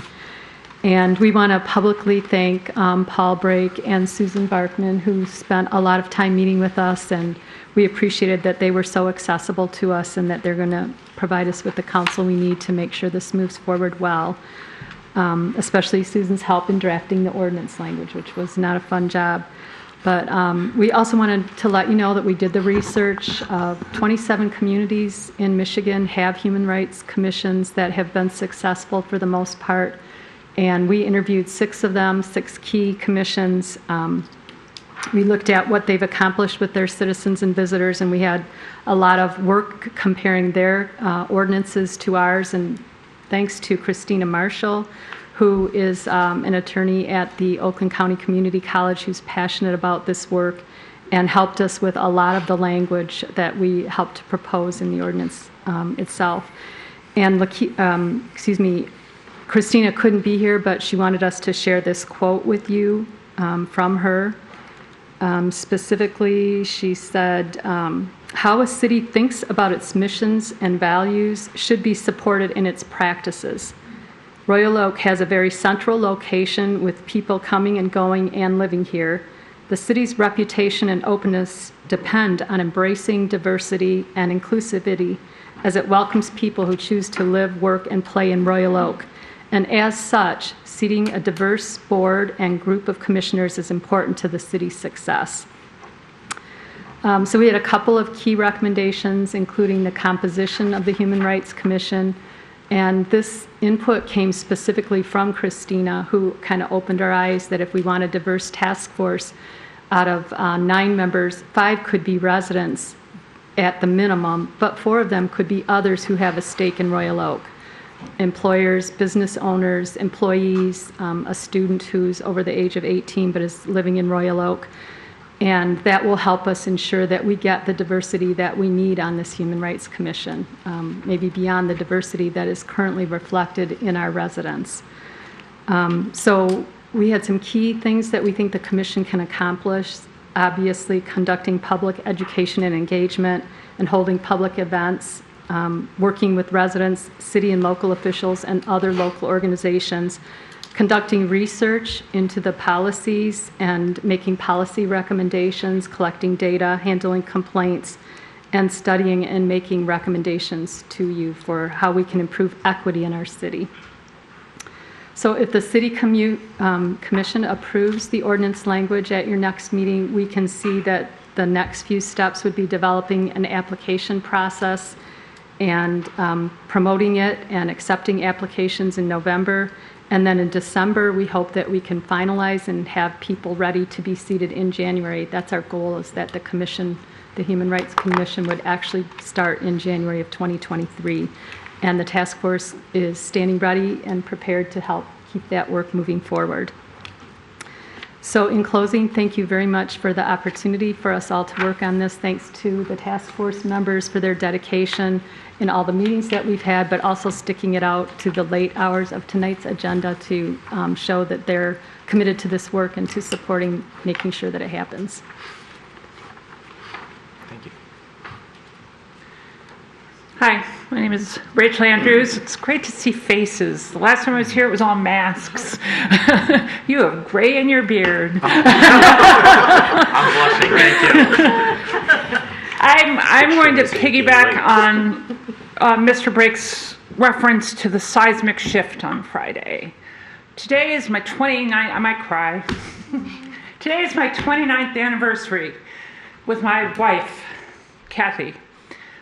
We've been legally married for 8 years, but we've been together for 29. And Friday was not just a referendum on abortion, it was a referendum on a lot of things. And we already know it's not the end game. We already know, we've heard that LGBTQ rights are next. We know that civil rights are next. We know that they're going to further attack reproductive rights. And this task force is now so much more important. And I'm so pleased to see it moving on. And I have said that to you each individually, this is a personal thing. This is real life. These are real people. And we are dependent on our local governments and our local communities to provide us advocacy and protections. Thank you so much for moving this forward. I appreciate it so much. Thank you, guys. So just to kind of go through a couple points on the ordinance specifically, they referenced the membership. So it's 11 total members, 9 would be voting. Of those 9, 5 would be required to be residents. You would have the student that would be a non-voter, and then the staff ex officio member that would similarly be a non-voting, like many of our boards and commissions. One of the changes around the staff ex officio that I put in here was that the staff ex officio acts as the secretary. On our boards and commissions, they are subject to open meetings, and we have to have those records of the minutes and things like that. And having the staff ex officio be kind of the person that does that can just help solidify that a little bit more. So that's kind of one maybe notable change around that role from other boards and commissions that you guys have seen in the past. When it comes to the duties and powers, many of the ones that they mentioned are kind of the focus. I know that the last time this topic came up, there was some conversation around its relationship to the Human Rights Ordinance. This group, as it's proposed this evening, would not be the enforcement body of that. They would not be the conducting investigations and making determinations. They would be able to hear complaints and lend that support, but they would also refer either to the city attorney's office or another agency for the actual determination and adjudication process. So hopefully that kind of answers most of the questions about the ordinance. And I'm here if there's questions. Questions? Commissioner Goodbutt. Thank you, Mayor. Thanks. I actually did get to a couple of my questions. First, I want to say thank you all for coming out tonight and for your leadership and all the work you've put into this. I couldn't agree more that this is more important than ever, given the situation we find ourselves in, that we have to say who we are as a city regularly and loudly and build it in everything we're doing on a daily basis. So thank you for your leadership and for making this happen. Just a couple technical questions about the language in front of us. 11 members, so 9 voting members, quorum of 5.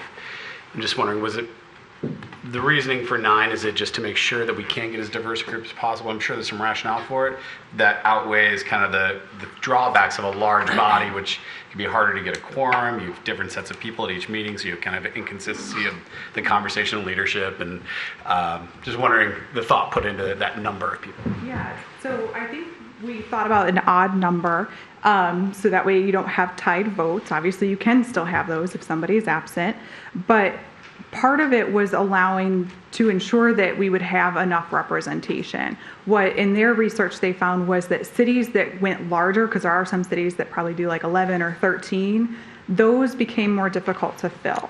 They also found that cities that have specific requirements, so somebody from this identity group or somebody representing this organization or this perspective, became more difficult to fill. And so that is why the recommendation is not to get super defined, but they did want to include the opportunity for our business owners and other community stakeholders to be a part of it as well. I think that's super helpful. My concern is about actually the size. Like I was thinking like 7, 5, just because we have so many committees and we're often out trying to recruit people into those committees to not just find someone that wants to do it. A lot of people want to do it, right? But to have the time and the ability to commit to doing something like this and doing it well. So the larger the body, the more work we all have to be putting in to make sure that we're getting and kind of nurturing a pool of people who are on deck and ready to fill that position regularly. And then also like the folks that commit to it really have to understand it's a commitment. That even though if you have a quorum of 5, 4 people could be absent every time. Mm-hmm. And if you want that body of 9, folks really have to understand that even though they cannot be there, they should really make every effort to be there. Yes. But I know people's lives are busy, and everyone I'm sure a lot of people are going to want to do this, but trust me, I know it's hard getting to meetings. Mm-hmm. So in the stakeholders section, which I really like, because I think that's really helpful, because our city is not just our residents, but certainly our business owners and certainly all the folks that, our population is wildly diverse when you consider, our downtown and what's happening on any given night and the fact that we're an entertainment district. So I think that's a really vitally important perspective to bring into this commission. There's a few examples of stakeholder, which I think are really good. And then but it just says like. I'm just curious, did you put thought into tightening that up so that the appointments committee is really clear on what is a stakeholder, or do we want to leave that kind of open-ended? I left it a little bit open-ended because you never quite know what you're going to get and what somebody's relationship to the city might be. And I erred on the side of leaving that to the appointments committee to use their judgment and make a choice. Okay. Let's see. I notice this body has no commission member. That might be the one thing I take exception to. Most of our bodies have a commission member who is a voting member and really serves as the liaison between that body and the commission. So is that deliberately left out? Was there some thought put into that? Yeah, so one of the things that we talked about with them, and one of the things that I kind of talked with them about a lot, was don't just look at you who are here today. What does it look like with the good and the bad? What does it look like in 10 years, in 20 years? And part of that recommendation came from, not trying to insinuate anyone does this now, but sometimes the authority that comes with being a city commissioner can lead to folks directing, it becomes a direction of that commissioner with that other group, when really you all kind of sit more on an even playing field with them. And so really looking out for that, there's an article that was in Public Management Magazine, which is an ICMA, one that talked about how in some cases this can actually lead to the group becoming less diverse because voices that are typically underrepresented become more shut down, if that can happen. And so I assumed you all would be very interested in what this group was doing. And we can, if you guys are open to that, at least trying it, we can look for other ways to keep you informed and keep that that communication open a little bit more. Maybe there's an opportunity for a reverse kind of liaison where they're providing updates. We can kind of look at that. I mean, that's a point I wanted to hear from you all tonight, Yeah. but what you all wanted to hear most about as this group continues on. I think that's a really fair consideration. I know on the boards I served on, often they'll go down a train of thought and be like, oh, we went down that train like 2 years ago and this is what happened, and just that kind of institutional knowledge and just knowledge of structure of City Hall and why things are the way they are. Not that they're always right the way they are, but I think helps inform conversations that a body might spend 2 hours on a conversation that's a really simple answer. Hopefully that's what the staff liaison serves as, is that kind of knowledge base. But I appreciate that a commissioner can tend to have some gravity in the conversation, and perhaps not. And absolutely, commissioners would still be welcome to attend as well. So sure. You can't go. Let's see. Section 6B. What was that? Create, implement, community plan. Oh, so is the vision that community plan, and you might not have a clear vision on this yet, would it become part of our master plan, kind of like the way we created our non-motorized transit plan and made it part of our master plan? Or would the community plan serve as something to inform the master plan? Because we're about to go through a master planning process, and clearly what we are doing there is going to have tremendous influence on how equitable and inclusive a community we are. So it could potentially feed into a multitude of plans. And part of that is, how do all these plans fit together? So part of it could be the master plan, especially if we're looking at issues of housing and discrimination in housing. It could be that it rolls more into our strategic plan. And I would probably, in my thought process, that's probably where it feeds most into. And then you start talking about the relationship to other areas. So the intersection of different identities and senior and age, right? That could be the Aging in Place Task Force, or certainly our sustainability plan and how that kind of fits together as well. So it kind of it lives, I think, a little bit in all of them, but they could create their own plan and kind of build in things from that as well. All right, I'm almost done. I swear I've got 2 more here.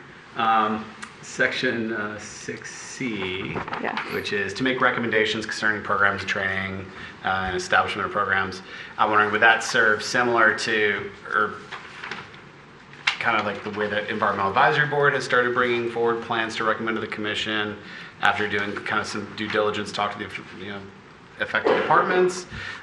Just is there is there a thought on how that process looks? Like, who has the authority to, like, when a recommendation is made, to say, yes, we're going to implement that? Would it just be a department head? Would it have to come to us? What would that be? So I think it kind of depends on what the program and training is.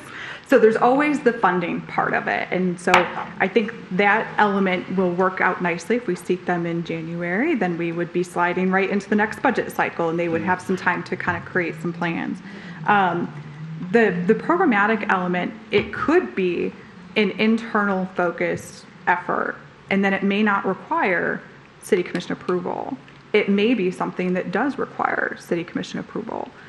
There are certainly cities that do a variety of different types of programs under human rights commissions, and I've seen it go a multitude of directions. Sometimes it's, hey, we're working with the department and the city manager have the authority.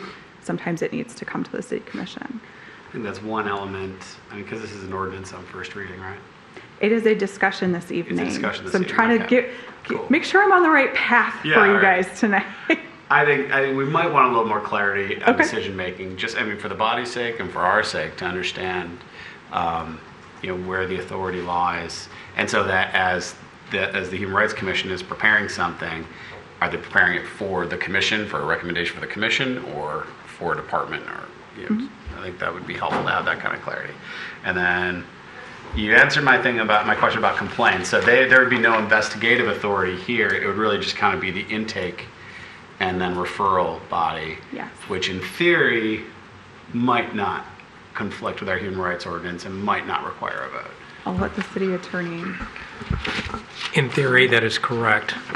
It would be either referred to the federal or state equivalent to civil rights organizations like the EEOC, or to the city attorney to prosecute under the existing human rights ordinance. And so those are the two paths. With that said, someone can always file a challenge. So I can't say with 100% certainty that it is perfect, because there's always that risk. Sure. But, okay. Well, we're used to getting sued. That's what we do sometimes. All right, I think that makes sense. And then 6H, accepting contributions. Wouldn't that be better directed to Roots or the Civic Fund, or are we talking about establishing a fund for this body that would take in dollars? We would work with finance to figure out where that best fits and how to best do that. But it would allow us to accept funds and track them in accordance with our normal procedures and policies around that. Cool. May I say, to accept contributions from any person or agency would then kind of extend it to possible foundation support. Right. Okay. So I'm just kind of poking at, because I want this to be as strong, as clear as possible, so we're achieving our goals. I think this is excellent work. Thank you so much, and thank you all again. So those are just my top questions from reading through it, but I think it looks really, really strong. It's definitely going in the right direction. Thank you. Okay, we'll go with Commissioner Hunt. Thank you. I also want to commend the task force. You did a lot of work in really a short period of time. This is a very thorough document. It's a very solid document. Thank you for your work and your dedication. Thank you, Ms. Bartman, for your work. I also had concerns, like Commissioner Dubuck, with the number. It is a large number of members on this commission. It's a lot of bodies to wrangle. And, I was thinking more along the lines of 9 and 7, 7 voting members, 2 non-voting. But as it relates to the student, I know there are different levels of, I think it's 1 year, 2 year, and 3 year, as it relates to terms. Is the student specifically the 1 year, and is this a high school student, college student? Doesn't matter. So in our ordinance, Ms. Hollis, you might have to correct me here. We have an ordinance that talks about high school student membership, and that's what we're referring to here. Okay. So anyone who would be 18 or over would be just a regular member. So in there we talked about how you would appoint in the first year. So I recommended 3, 3, and 3. So 3 people in a 1 year, 3 people in a 2 year, 3 people in a 3 year. That just helps to set up the staggering, because the student would not be a voting member. They would not be a part of that 9 as proposed. Thank you. And with regards to the staff ex officio, they would be a voting member. They would not. They would not be a voting member. Okay, that clears up my next question. Thank you. And thank you for your work. Commissioner Colo. Thank you, Mr. Mayor. And I'll also say thank you to the task force and happy anniversary to you and Kathy. I've spent many anniversaries and birthdays here, so I hope she's not upset with you as my wife usually gets with me. So, Commissioner DeBuck did a really nice deep dive into, I think, a lot of the things we see here tonight. I will agree with both him and Commissioner Hunt that 9 and 7 is my preference. I'd rather knock down 2 of the non-citizen voting members. I'm fine with 5 rural workers and 2 non-rural workers. I think we have 2 other boards that have non-citizens as voters, and I'm not sure that ours works out well in those instances, but I do recognize the value that in this case that they will bring to have some non-rural voices here. So I do think that's important. So that's why I propose the 5 and 2 model for that. And then also looking, just as so we get it right in here, I would search the document for the word council and not commission, where it's been mismatched in a couple places. My apologies. My last city was council, so yeah, no, I might get it a little mixed up. Yeah, that's right. Right, we all steal, right? The best writers outright steal from others, so okay. I'm sure these are from somewhere else. So, but no, this is a great step. The one thing I will ask is, I would maybe there's a section of termination of this committee. You talked about not having commissioners on it because right now we're all very friendly. What if there were a time when there's not? So I guess this might be for Mr. Leal. Could we put that any dissolution of this committee must be by a supermajority vote? Any votes that they take, any resolutions you want to incorporate, if I understood the question correctly, you want to incorporate a supermajority vote? A requirement that if in the future this should be just dissolving it. Yeah, if we were to dissolve this, it would be required to have a supermajority to dissolve. You could insert that in there. It's in this ordinance that it would require a supermajority vote. That is something different. I mean, all you're required to under the charter is just to simply adopt it with a majority of the commissioners. So if you wanted to go even higher, then yes, certainly you can do that. Okay. I think that's something to think about between now and first reading of this, and kick it around, see what the language might look like. But like you said, this is a very friendly commission right now. A commission in the future might not share those same values. I mean, hopefully we're not there, but who knows? So this is kind of a built-in protection. I'll go Commissioner Perush and then Commissioner Douglas. And then I'll get Commissioner Macy. We'll get you. Can I do one at a time, Commissioner Macy? Also, this is fabulous work in a short amount of time. This is an incredible amount of work. So thank you very much. I just have one question, and it pertains to the provision where you're receiving complaints. I think it's section 6E. It allows individuals to present their complaints to the Human Rights Commission, which makes sense. In our existing human rights ordinance, it doesn't really talk about how you file a complaint, but it does say in one section that if you provide false information to a police officer who is investigating a complaint, there's penalties for that.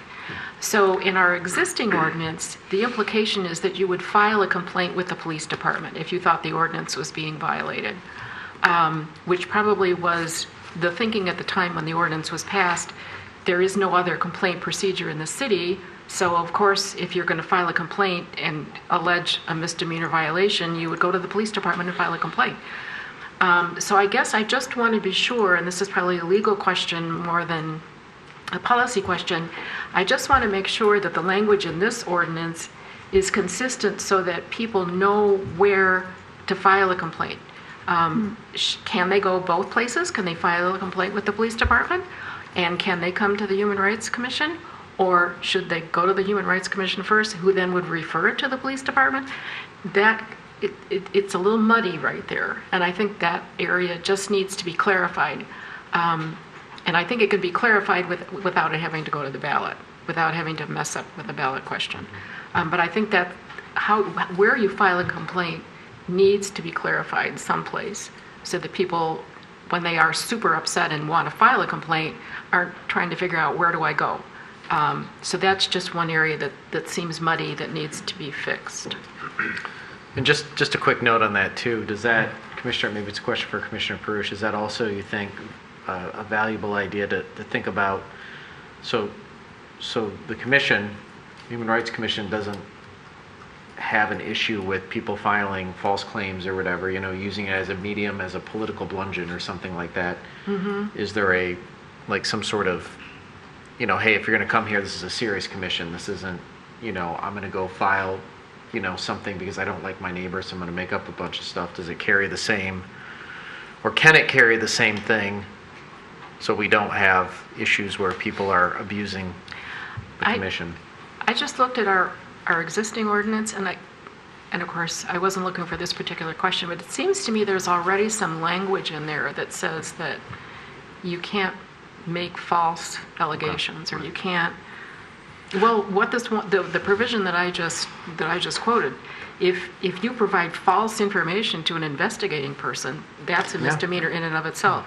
So I think the existing ordinance already has that potential hammer in it that you don't mess around with this. This has got to be something serious. Maybe, and I don't know that you even need to go as far as saying you can't do this for wrong purposes. I think maybe just the existing language that says you can't provide false information. Maybe that kind of covers it. Yeah, because you also don't want to be too heavy-handed, because you don't want people to feel like, ooh, well, could I get in trouble if I didn't understand it?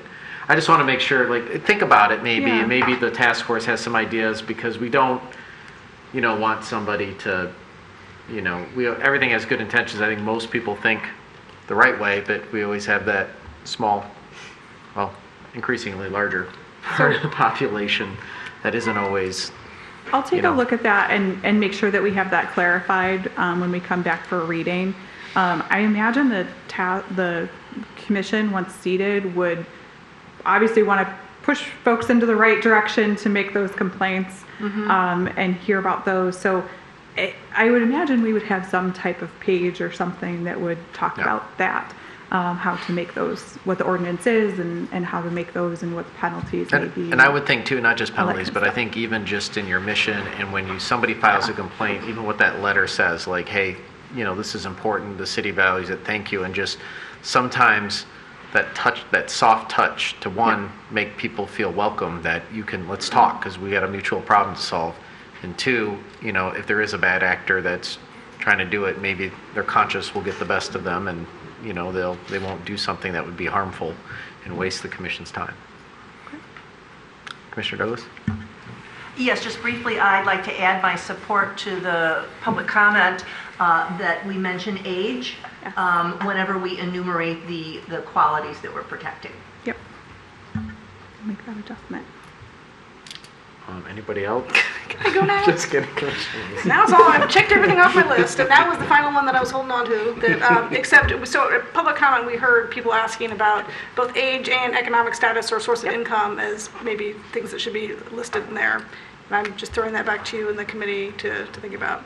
I also want to give my thanks to the committee. This is an amazing job, not only to come before us and say, please, let's get going on this, but to step forward and say, look, we'll help. And to take this on and bring this in front of us. It's a lot of work, and we know it, and we were dreading it. And so to have this, I think we're all thrilled to have this in front of us. So thank you all so very much. This citizen action is getting me all in the feels. I won't even talk about Rachel, because then I'll really get in the feels. But happy anniversary. Some questions I had about, again, about the student member. So, Ms. Mason said at public comment that the student member had to be 18 years or over, but she was saying the opposite, right? Like, if you're 18 years or over, you don't have to be, you can be a regular member, right? Yes, if you're over 18, you'd be a regular. The student would be a high school student. Okay. And then the other thing is, in the ordinance itself, it says it's a commission appointment, but then in the summary part, it talks about it being a mayoral appointment after review by the commission. So I think it's in the report after the ordinance, it says that. So I think that's just, I'm just clarifying, it's Probably the second attachment was part of the summary from the task force. Some cities do it a little bit differently, so it may have just been a reflection of that. The ordinance as drafted kind of keeps with your current appointments process of it being a commission appointment, going through the application naming, not naming commission, the appointments committee, and then on to a full appointment. Okay, thank you. And then about that application process, so it would just be the regular application, so there's no additional question or anything that we want to throw into the application for this committee? I had not honestly thought that far ahead yet. Okay. Ms. Salas and I can work together and try to figure out the best way to do that. But at this point, yes, I was thinking just kind of the standard application. Okay, and so I will throw in my 2 cents is that I actually like the bigger committee, and maybe it's just because I've been hearing people have been like, when I want to join, when is this coming? I see the point that maybe like to keep this fold, it might be challenging, but it also seems to me that we have a lot of eager people to work, and I'll say that the boards that do good work, that are actually getting things done in the city, people don't drop off of. They want to stay on, they want to be on. So, if this is everything we want it to be, it could be, like, I guess I don't want to have there be a huge waiting list where everyone wants to do this and we don't have the opportunity, but I also don't want it to be that we've made it so big that it doesn't work well, or that we have people who aren't showing up all the time. So my suspicion is that off the bat, you will have a lot of people who want to have a hand in shaping the start of this and what that looks like. So I don't think off the bat you're going to have a problem filling those seats. Future-wise, you can always amend it. Mm-hmm. Okay, and then, and then I think all the rest of my ordinance-related questions were answered already, but in the part about taking appropriate action, it says including but not limited to referral of complaints to appropriate agencies. What else is possible, do you think? So we talked already about this is not going to be an investigative body or an enforcement body. It's just going to take the complaint, do the intake, and do the referrals. But here it says including but not limited to referral. So what else could it do? So it really, to not do the enforcement, it would just be the referrals. And it could be to either the city attorney's office or another agency. So we can clarify that in the ordinance language. That works. Unless Mr. Leoff has a... Okay. No, I was saying that HUD would be another agency that would refer complaints in housing discrimination. But it still would be a referral, right? Yes. Yeah. Okay, and then I guess my last question is, so I think we're all excited about this now that it's in front of us. January seems awfully far away. Is there a reason? I know we're not. I know we have the timeline of first reading, the second reading, and doing all that. But was that you just being careful about it, or being concerned about putting it on the ballot, or? So one of the reasons we came where we did was because if you guys wanted to go to the ballot, then we got to hustle and make some changes. So the timing of getting it really seated in January, I think would work out pretty well, because we would really be looking probably at July-ish before we were ready to start advertising. Actually, you all would be doing first and second reading in July. So it'd really be August before you got to advertising. Because it's a new board, I would really recommend leaving it open for kind of a good chunk of time and getting a great pool of applicants. Then you would have to go through the appointments process. So if you did that in kind of September into October, it could go a little bit faster. But if you kind of put it into that fall category of where you're recruiting everybody else, it kind of just gets them on the same cycle right away with everything else and kind of the other advertising for all the other boards and commissions. So okay, that's what I wanted. If it was January was a nice round month that we wanted to start, but I would love to get, as has been mentioned several times, there is a lot of momentum right now about human rights and civil rights, and getting this going as soon as we can could be beneficial to all of us. So, I'm not saying you have to have it done by X time, but I'm just saying I think we should get moving and see where we can land. Commissioner Prush? Two other things. First of all, when we were talking about the protected classes and the types of discrimination that we were hoping to deal with here, and I know that there was the mention of the inclusion of the age issues or senior issues. If you look back at our existing ordinance, it goes even further than that. It says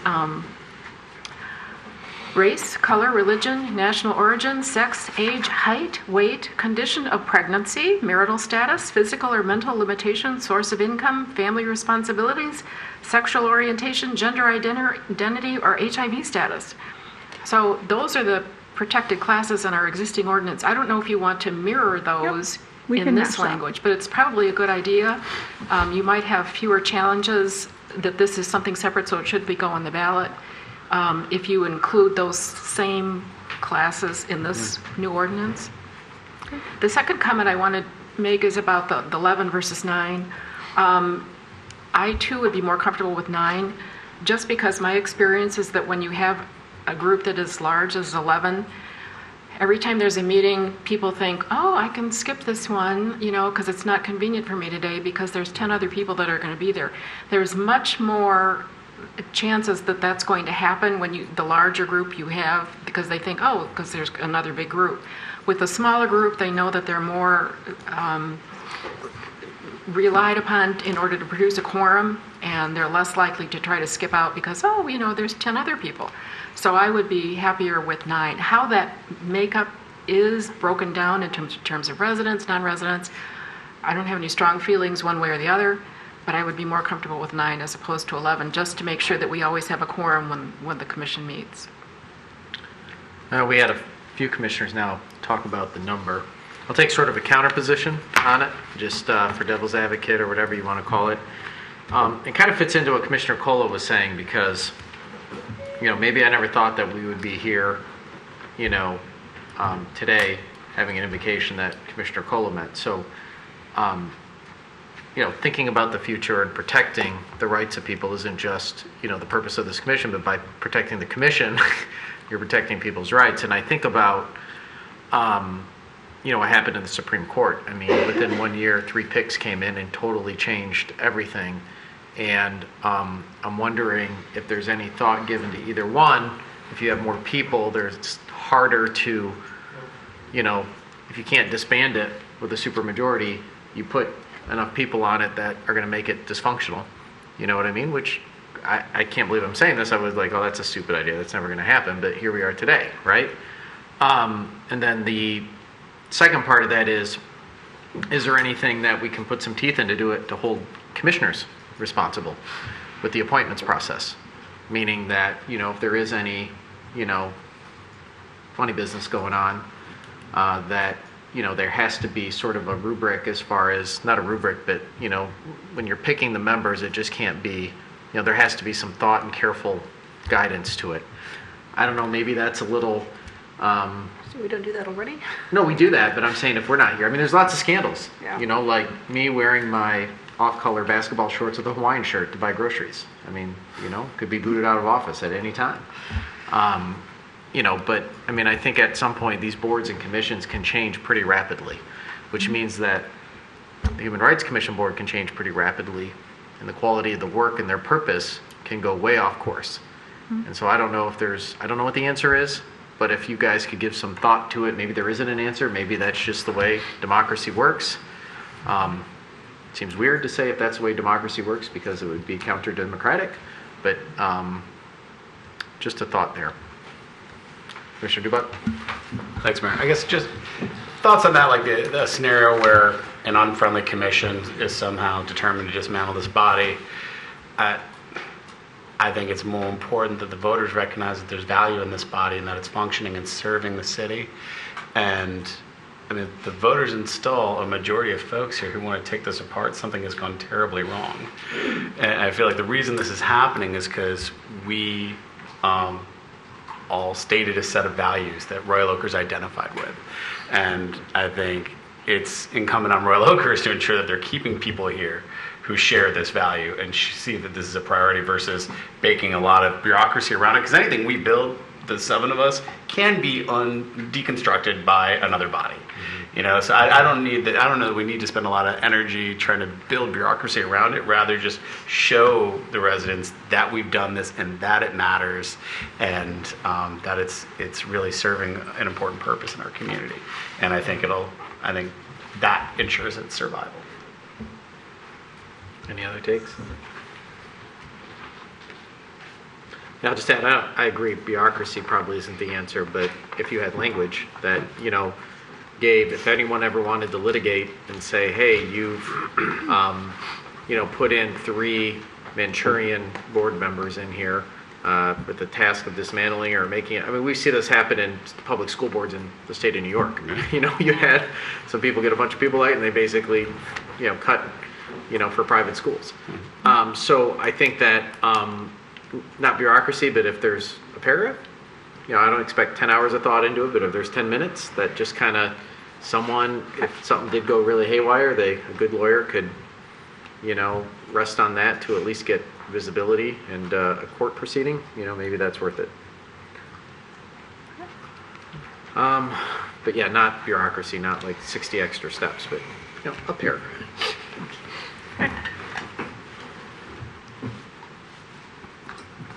Okay. All right, so no action tonight. Nope. Just you guys are going to kind of take some of our thoughts and. Yep. Oh yes, if you guys want to come up, Ms. Mason. I don't know what the proper procedure is. I just wanted to have a chance to share some of the task force thoughts about the resident versus non-resident membership. One of the most important aspects of this for our task force is that the Human Rights Commission be diverse. Mm-hmm. And Royal Oak, currently at least racially, is not diverse. And so to achieve that level of diversity, there are people other than residents who have a great stake in the success and the status of the diversity and equity of our city. And those are people like the stakeholders that we listed who are business owners, employees, those kinds of things where they really do care what happens just like a resident would. And one of the diverse members of our task force really spent a lot of time talking about this with us and really recommended the 5 residents minimum and 4 not being residents. So I just wanted a chance to counter the idea of 5 and 2. It was something that the task force specifically discussed and felt was really important that we have a balance of racial diversity on the task force. And I just, getting back to this membership size, Susan mentioned that, it is really popular in a lot of these different communities. So we had talked to 6 extensively and asked that question, Melanie, I think you had that question of, does it wane over time? And, Ann Arbor is an example. It has never waned. It's not waning. So it's a great testimony to the work that they're doing to change the culture and how it gets to be accepted and the amount of people who want to serve on it. So, we had a lot of discussion about the size of it and then had settled onto it because of this opportunity. I think that was it. I think those were the Yeah. And I'll just add a personal thing. The task force didn't talk about this so much, so this is more Lisa Mason, not the task force itself. But I think in terms of timing, we couldn't be more eager than anyone to see this happen. But I'd like to see plenty of time to make sure that we have a thoughtful application process. I'm sorry that I'm not familiar with what the city's standard process is. But as task force members, we thought we'd have an opportunity to give some input into a process and a way to get word out so that we do the best we can to recruit. The more time you have to do it and do it right, I think with everything going on in the fall, I'd be comfortable with a January start and putting a lot of work into the process and the selection and the recruitment. I think that timing is going to be really tight to do that well. And this was one other thing that was in the recommendation, I promise, is that... like the mayor here, I'll just add. Yeah, right? Well, hey, we'll keep going. Well, I know you're looking at the ordinance and you're looking at that, but we had as part of the recommendation also some budget in there, but the importance of this task force or the commission receiving DEI training, if not the idea too of maybe extending or looking at it more broadly in the city. So it's really important that this is a structure that we're on the same page of what this means when we talk about these certain issues. So just thought I would bring that up. It's not covered in this, but it's a really important aspect as well. Thanks. Thank you. Thank you.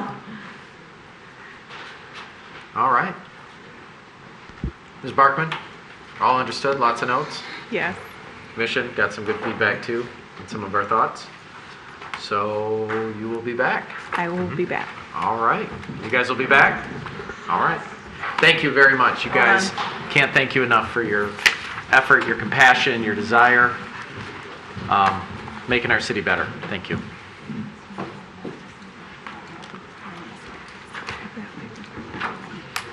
All right. So that brings us to item 11 tonight, which is discussion of proposed ordinance keeping non-domestic animals and amending the dangerous and potentially dangerous dog ordinance.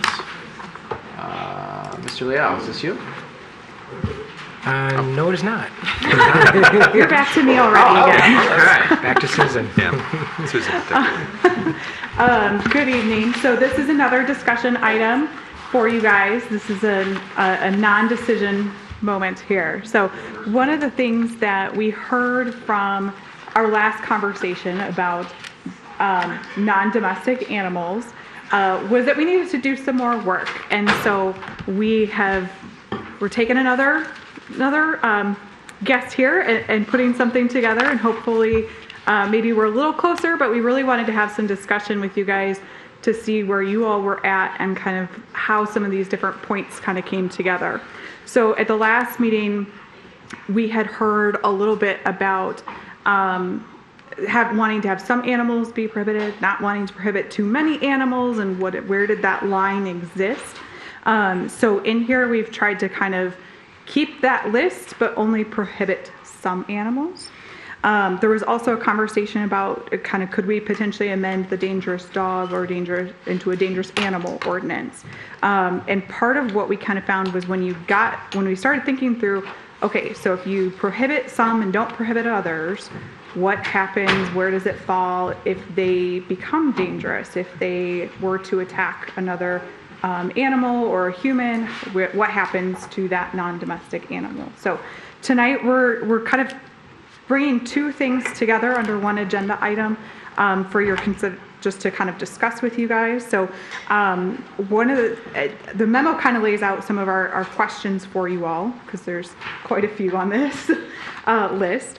But some of the things we kind of wanted to get into were about, do you guys want the list? Where does that line exist between animals that are non-domestic but okay, non-domestic that are not okay, and kind of go through some of those potentially dangerous situations, and getting into we added a provision that deals with nuisance escapes. That was kind of brought up as the last thing. Like we maybe don't mind if they have it, but we mind when it escapes. And so this creates a nuisance escapes provision that would take action if they have repeated escapes. So, and then the domestic or the dangerous and potentially dangerous dog ordinance.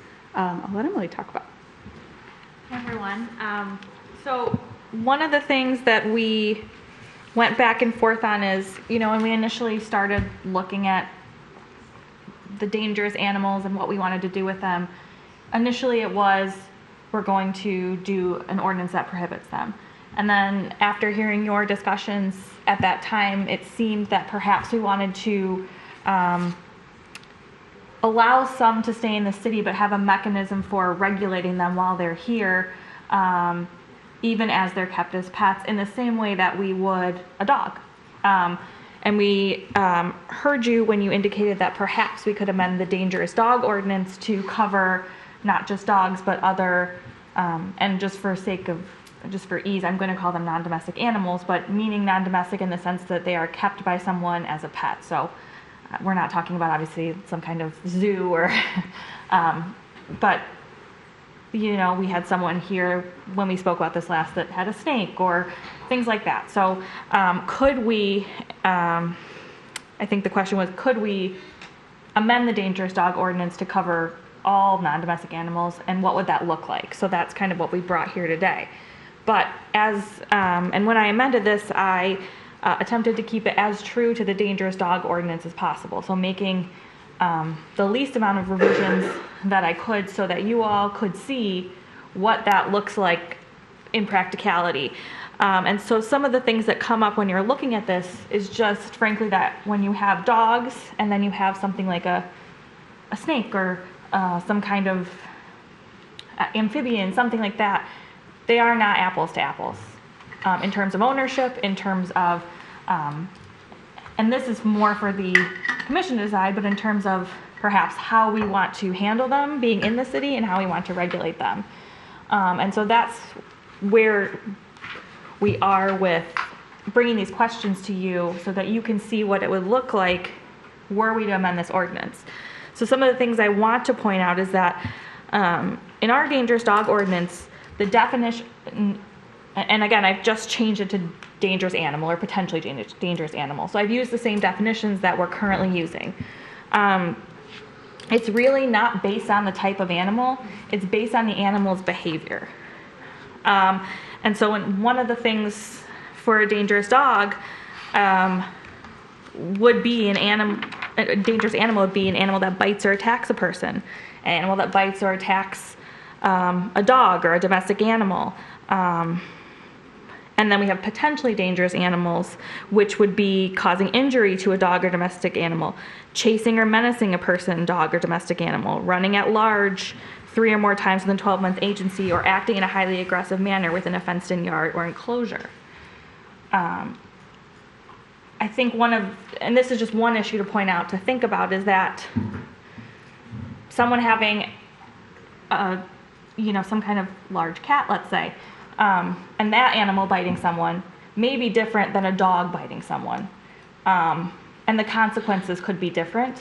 So do we want to actually treat those the same? Do we want that same definition to apply? And the same goes for the requirements to keep a potentially dangerous or dangerous animal. One of the things we require for dogs is obedience classes. That probably won't translate to a python or something of that nature. It's just not feasible. So those are the kind of things that we wanted to bring to you with questions and let you look at what this would actually look like, when you actually read through the dangerous dog ordinance amended as just dangerous animals, to see if in practicality that works for the city and is what you were envisioning. Questions? I mean, my first instinct, I think in spirit, what we're looking at is managing, like you said, even maybe going beyond behavior and looking at consequence or potential consequence. Because I think you're right. When I think about it, more broadly, like defining the animal is less important than defining the potential impact. Like we know dogs can maul and mutilate and kill other animals and children and adults. And so therefore, we had the dangerous dog ordinance, but we also know that caracal cats can do that and alligators can do that. They're probably not parakeets. You know what I mean? So the parakeets can get out. So I don't know the ability to look at, maybe even you do a redundant ordinance. You have the dangerous dog, and then you have a dangerous animal where you get rid of all the stuff that's just specific to dog, and look at, broadly defined as animals that, have a documented, case of seriously injuring human beings or whatever. Just a thought there.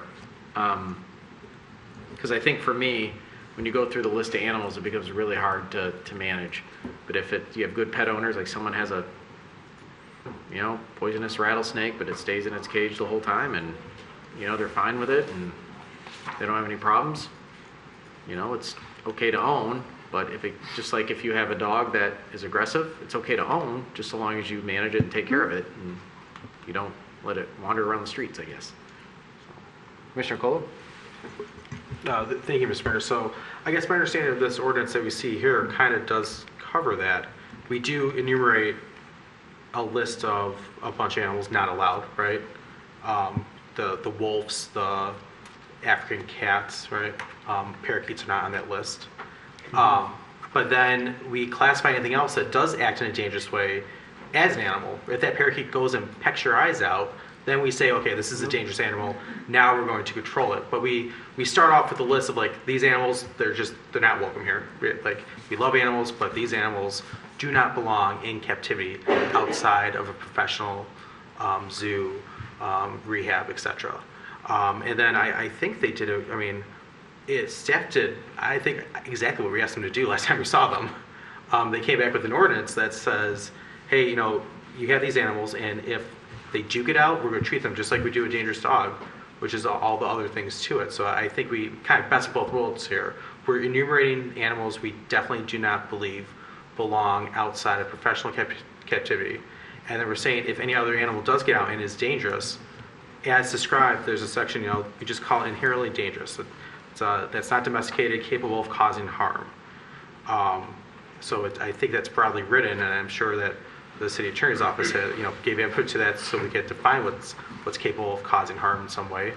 I think that a lot of those issues have been addressed in what staff presented to us here. I would the only thing I would want to talk a little bit more about is looking at a situation we had. If there's a immediate danger, I just want to make sure that we have the ability. Someone has the ability to make the determination that if it's not, even if it's not the third strike you're out, that this animal is gone today. And there's an ordinance where it's currently written in. I believe the city manager has that ability, which is then vested into the animal control officer. I just want to make sure it's also enumerated here. So I can talk about the enforcement. So the city can seize dangerous animals, but there is obviously a provision for destruction or removal of the animal. The city can't just take the animal and that day get out of the city. We obviously have to go through a procedure to make sure that's done. But there is an ability for the city, to seize the animal should it be out.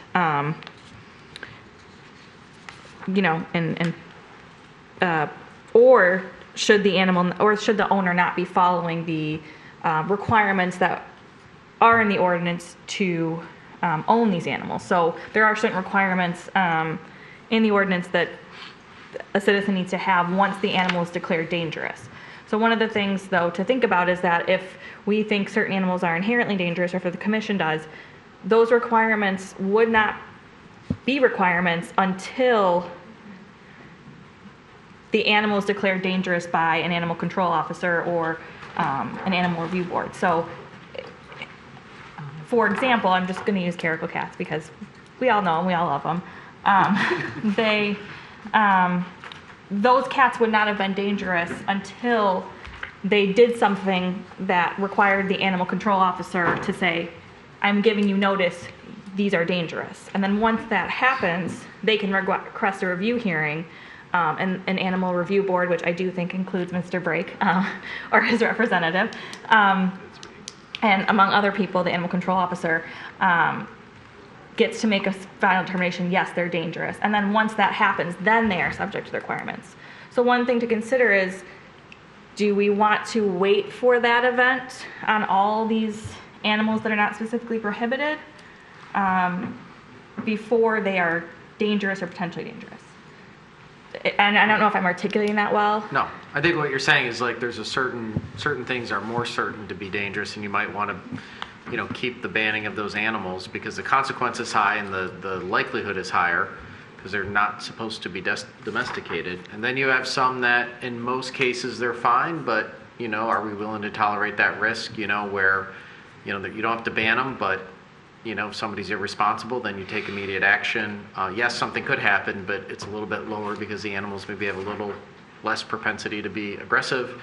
and a little bit more easier to manage and take care of. That's what I'm hearing. And yes, exactly. And just to go back to the point about immediately confiscating animal, I'd point you to 195, Section 31, confiscation and disposition of animals.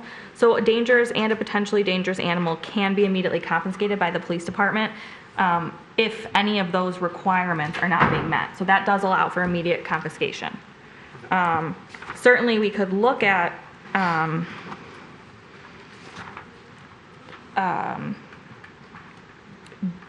expanding that to include something about escapes, because right now the escapes are 3 times within a year and then they are declared dangerous.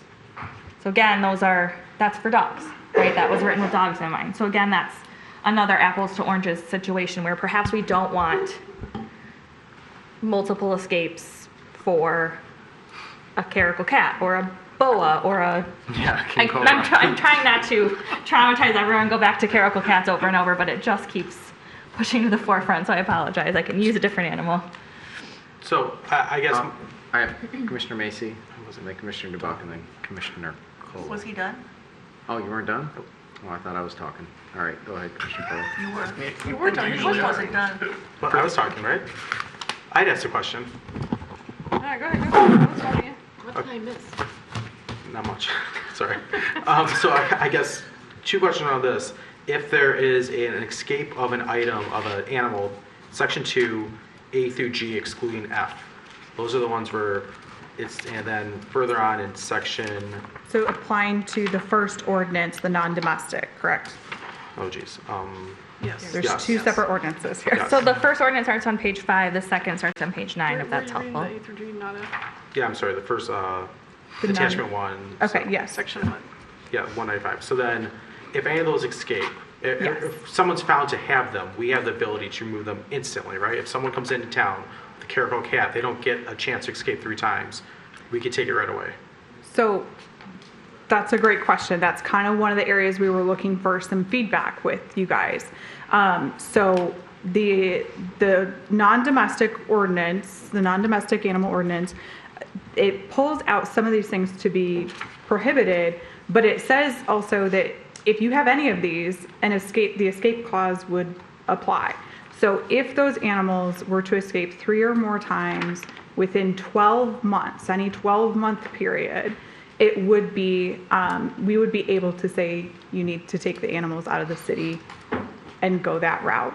If they got into the dangerous animal provision and were acting aggressively, it could fall under that category. We tried to kind of keep it the same so those escape attempts could be considered in either direction under the ordinance. So it really kind of depends if you want to pursue it as a dangerous animal ordinance or not. Yeah, I guess I'm confused then because we say in going down this, it should be unlawful. Section 3 says outright you can't have all those besides the lizards and reptiles, right? So you can't have the wolves, the wildcats, etc., crocodiles. Yes. So I would imagine that if we find those are, my preference would be immediate. Yes. Order for removal, right? Yes. So most of the animals that you see that we've prohibited, most, not all, are actually currently prohibited under state law. So we're keeping kind of to that higher threshold. There's a few other ones that we put in there that kind of gets into the crocodiles, alligators, and the kind of different types of cats and some of the other types of canines. Those would not be prohibited currently under state law. But we would prohibit them here. Yes. Okay. And then my last thing is just look at the registration. I know currently it's with the police department. Why would we shift it to the clerk's office? Wouldn't it be better to have the police department to have that information if they're ready for themselves if we register them there? So the registration, my understanding is the other registration pieces do go through the clerk's office at some point. So this would keep that consistent with them, and then I think there's a process by which it ends up there as well. But the dangerous dogs start at, currently dangerous dog is registered, or I guess, Clerk Hallis, do you register the dangerous dogs? No, we do not. Okay. So I guess it's registered at the police department then? Correct. Okay. So I guess that would just be my question. Why not keep that if they're not doing the dangerous? I know they register the regular dogs, but if for registering a dangerous dog, a dangerous animal now, I'd rather just keep it at the police department so that they can have a better sense of track of what's, what house has a dangerous animal. Okay. Yeah. Thank you. You finished? Sure. For the moment. So one thing I just want to add to Susan's answer is just so it's clear, and I don't know if I articulate this well, but that the dangerous animal removal provision only applies to animals that are already declared dangerous. So in other words, if the animal has not yet been, I'm going to say, adjudicated as dangerous, we cannot begin the removal process under this statute, or excuse me, ordinance. Except for the prohibited animals. That's a different ordinance. Okay. That would fall under the non-domestic. I know, I'm sorry. I thought you were finished. I just want. They talk to me. I just wanted to make sure I was clear on that. So, I'm not clear, I just want to get one more clarification. So if it's under the prohibited animals, let's just say a wolf, and we find it in somebody's house, then we can confiscate that property right away because it's prohibited, because it's predetermined to be dangerous, not by behavior, but by definition.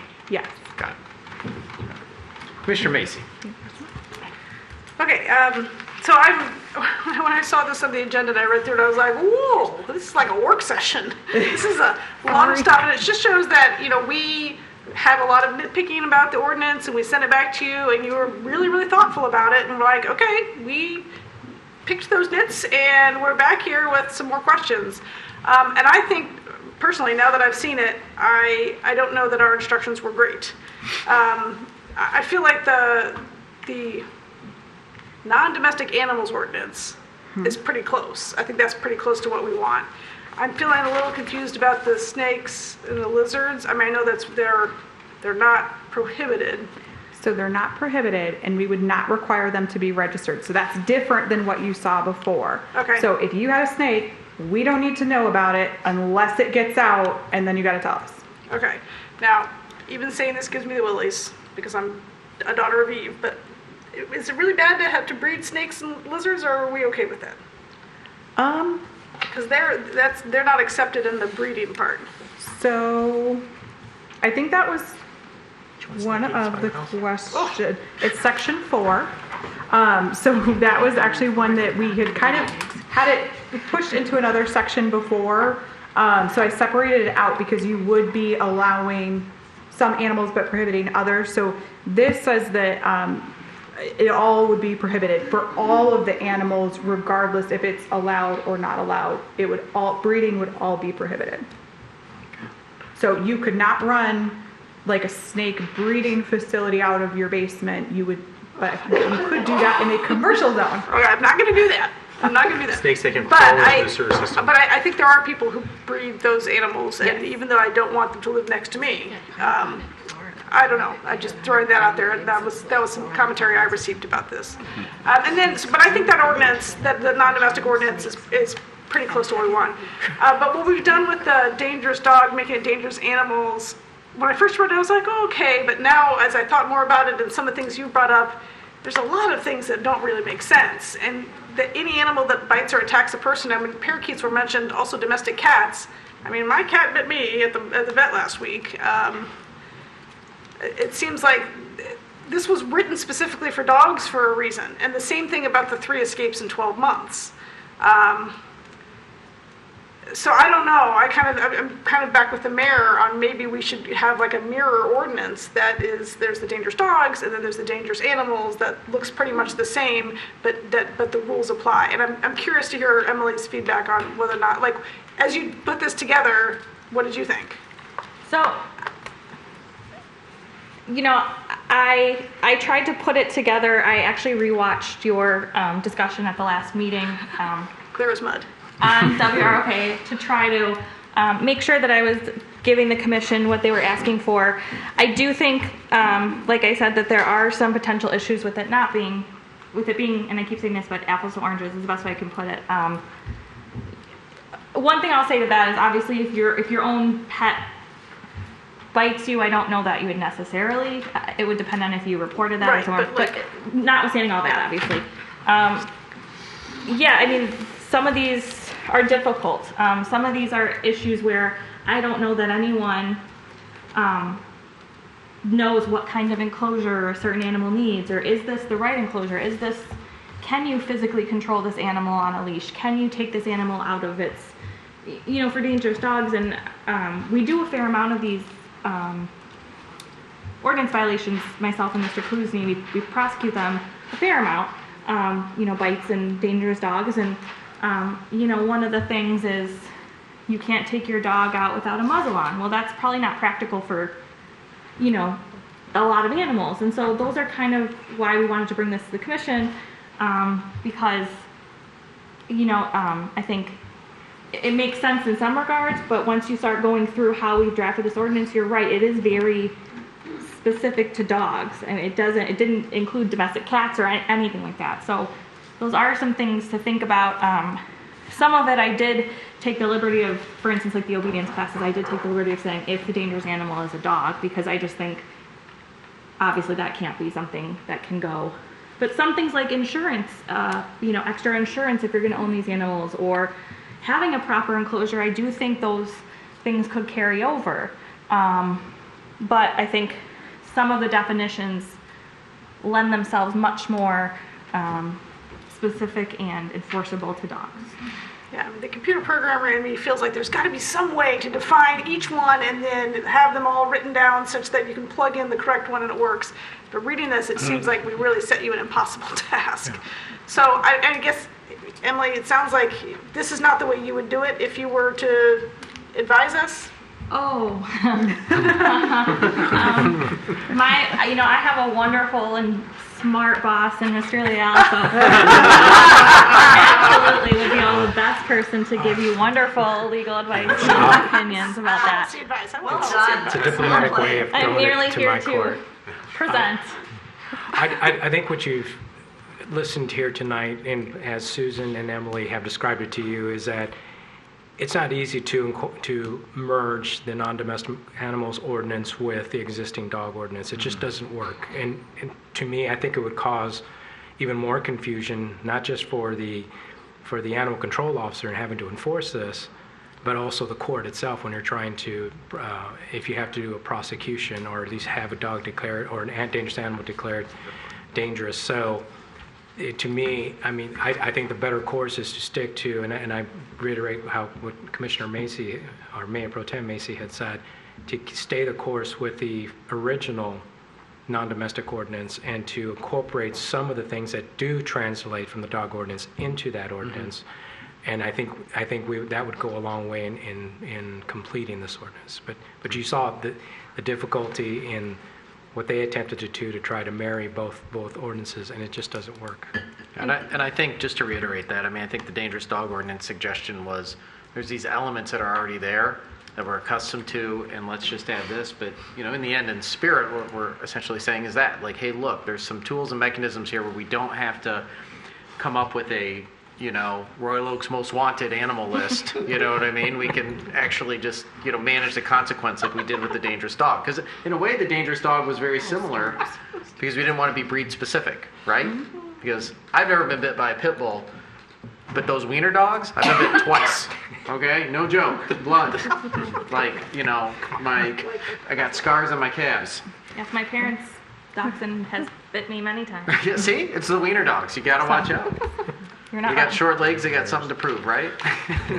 One other thing I did want to mention to the commission, just in terms of enforcement, is, and you may be aware of this, but there is one animal control officer, and we share him with Berkeley. He's actually a Berkeley police officer, so that is just something we should consider, when we're, I think, looking at the non-domestic animals, especially for escapes, for those kinds of things. How much, perhaps, lead do we want to give people when we already have a single animal control officer that is doing all these dangerous dogs? And we do get a regular amount of them in the city attorney's office for prosecution.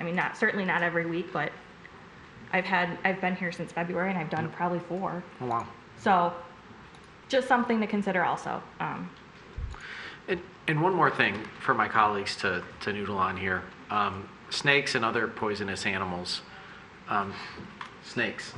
Not all of them are the same. I've been, face-to-face with a king cobra before, and they're no joke. Now, granted, it was behind an area, but the thing gets up, it's almost as tall as you, and, you know, one bite, you're toast. Which might be different than a little dark frog, you know, or garter snake, you know. So I don't know if it may, I don't want to like splice types of snakes, but is there any language I could say, you know, snakes that aren't, you know, have like a lethal, like in one bite, like, I don't know, you know what I mean? There's got to be some sort of. Perhaps what you're looking for is so we have a provision here that talks about non-domestic animals as being poisonous or venomous. Mm-hmm. Perhaps that is a threshold that you want to say it's prohibited. That could be an option if you guys wanted to go that route. Yeah. Every city's a little different. Some cities do that. That's where they draw that line. Other cities don't. So Yeah. it I kind think of some draws it poison's back. fine, some venom's fine, but, you know, something that could bite you and kill you in, you know, 1 hour and there's not a lot of anti-venom, you know, I don't know. Tarantulas, spiders. I had a pet tarantula. I saved it from a Halloween party. It was a female because it lasted way more than 5 years. My wife's like, can we give that away now? Sorry. Okay, Commissioner Dubug. Okay. My head is spinning 'cause we can't get people to leash their dogs at the park. I feel like not be registering people's like snakes and tarantulas and stuff. That's just not going to happen. I think the intent in mentioning the dangerous dog ordinance was that instead of mentioning species, we define what is dangerous behavior and regulate based on behavior. So we need the prohibited list, which I think we're getting close to, and then the regulated animal list. So what I'm hearing, just so I know, is perhaps merging, kind of doing a separate ordinance like, you know, some of the commissioners have suggested. I don't want to call it a redundant ordinance, but I don't think it is, because I do think they are separate things. Perhaps merging some of the features of the dangerous dog and leaving that alone and putting them into non-domestic animals, and kind of adding a provision under that ordinance as opposed to trying to incorporate it maybe where it doesn't make sense. And then the other thing I did want to maybe pin the commission down on is, do we want more stringent requirements for the possession of a non-domestic animal, or if we want these same requirements? I mean, do we want one escape and you're considered a dangerous animal? Do we want to do 3 escapes? Do we want the ability to, after, if you get 1 escape, but if on the 2nd escape, if this is a non-domestic animal that escaped, we can confiscate it. So those are things we can change if we are putting it into the new ordinance, I think more easily than if we are trying to, you know, say, except if you're this, and then if you're this. I think that it's cleaner a little bit. My 2 cents on that would be if it's an animal on the list that's like regulated and has no business outside the home and presents a clear and present danger to public health, you get 1. Yeah. I think that's generous. Yeah, and that was kind of what we wanted to bring to you, because I think putting it in the non-domestic animal ordinance gives us more freedom to do that, because we wouldn't have to put so many exceptions and kind of make it clunky in the dangerous animal ordinance. And we could leave the dogs can get out 3 times, you know, so. Yeah. And we can still do the same removal procedure, which is a district court action, but allow for some confiscation, all those kinds of things, a little bit sooner. Yep.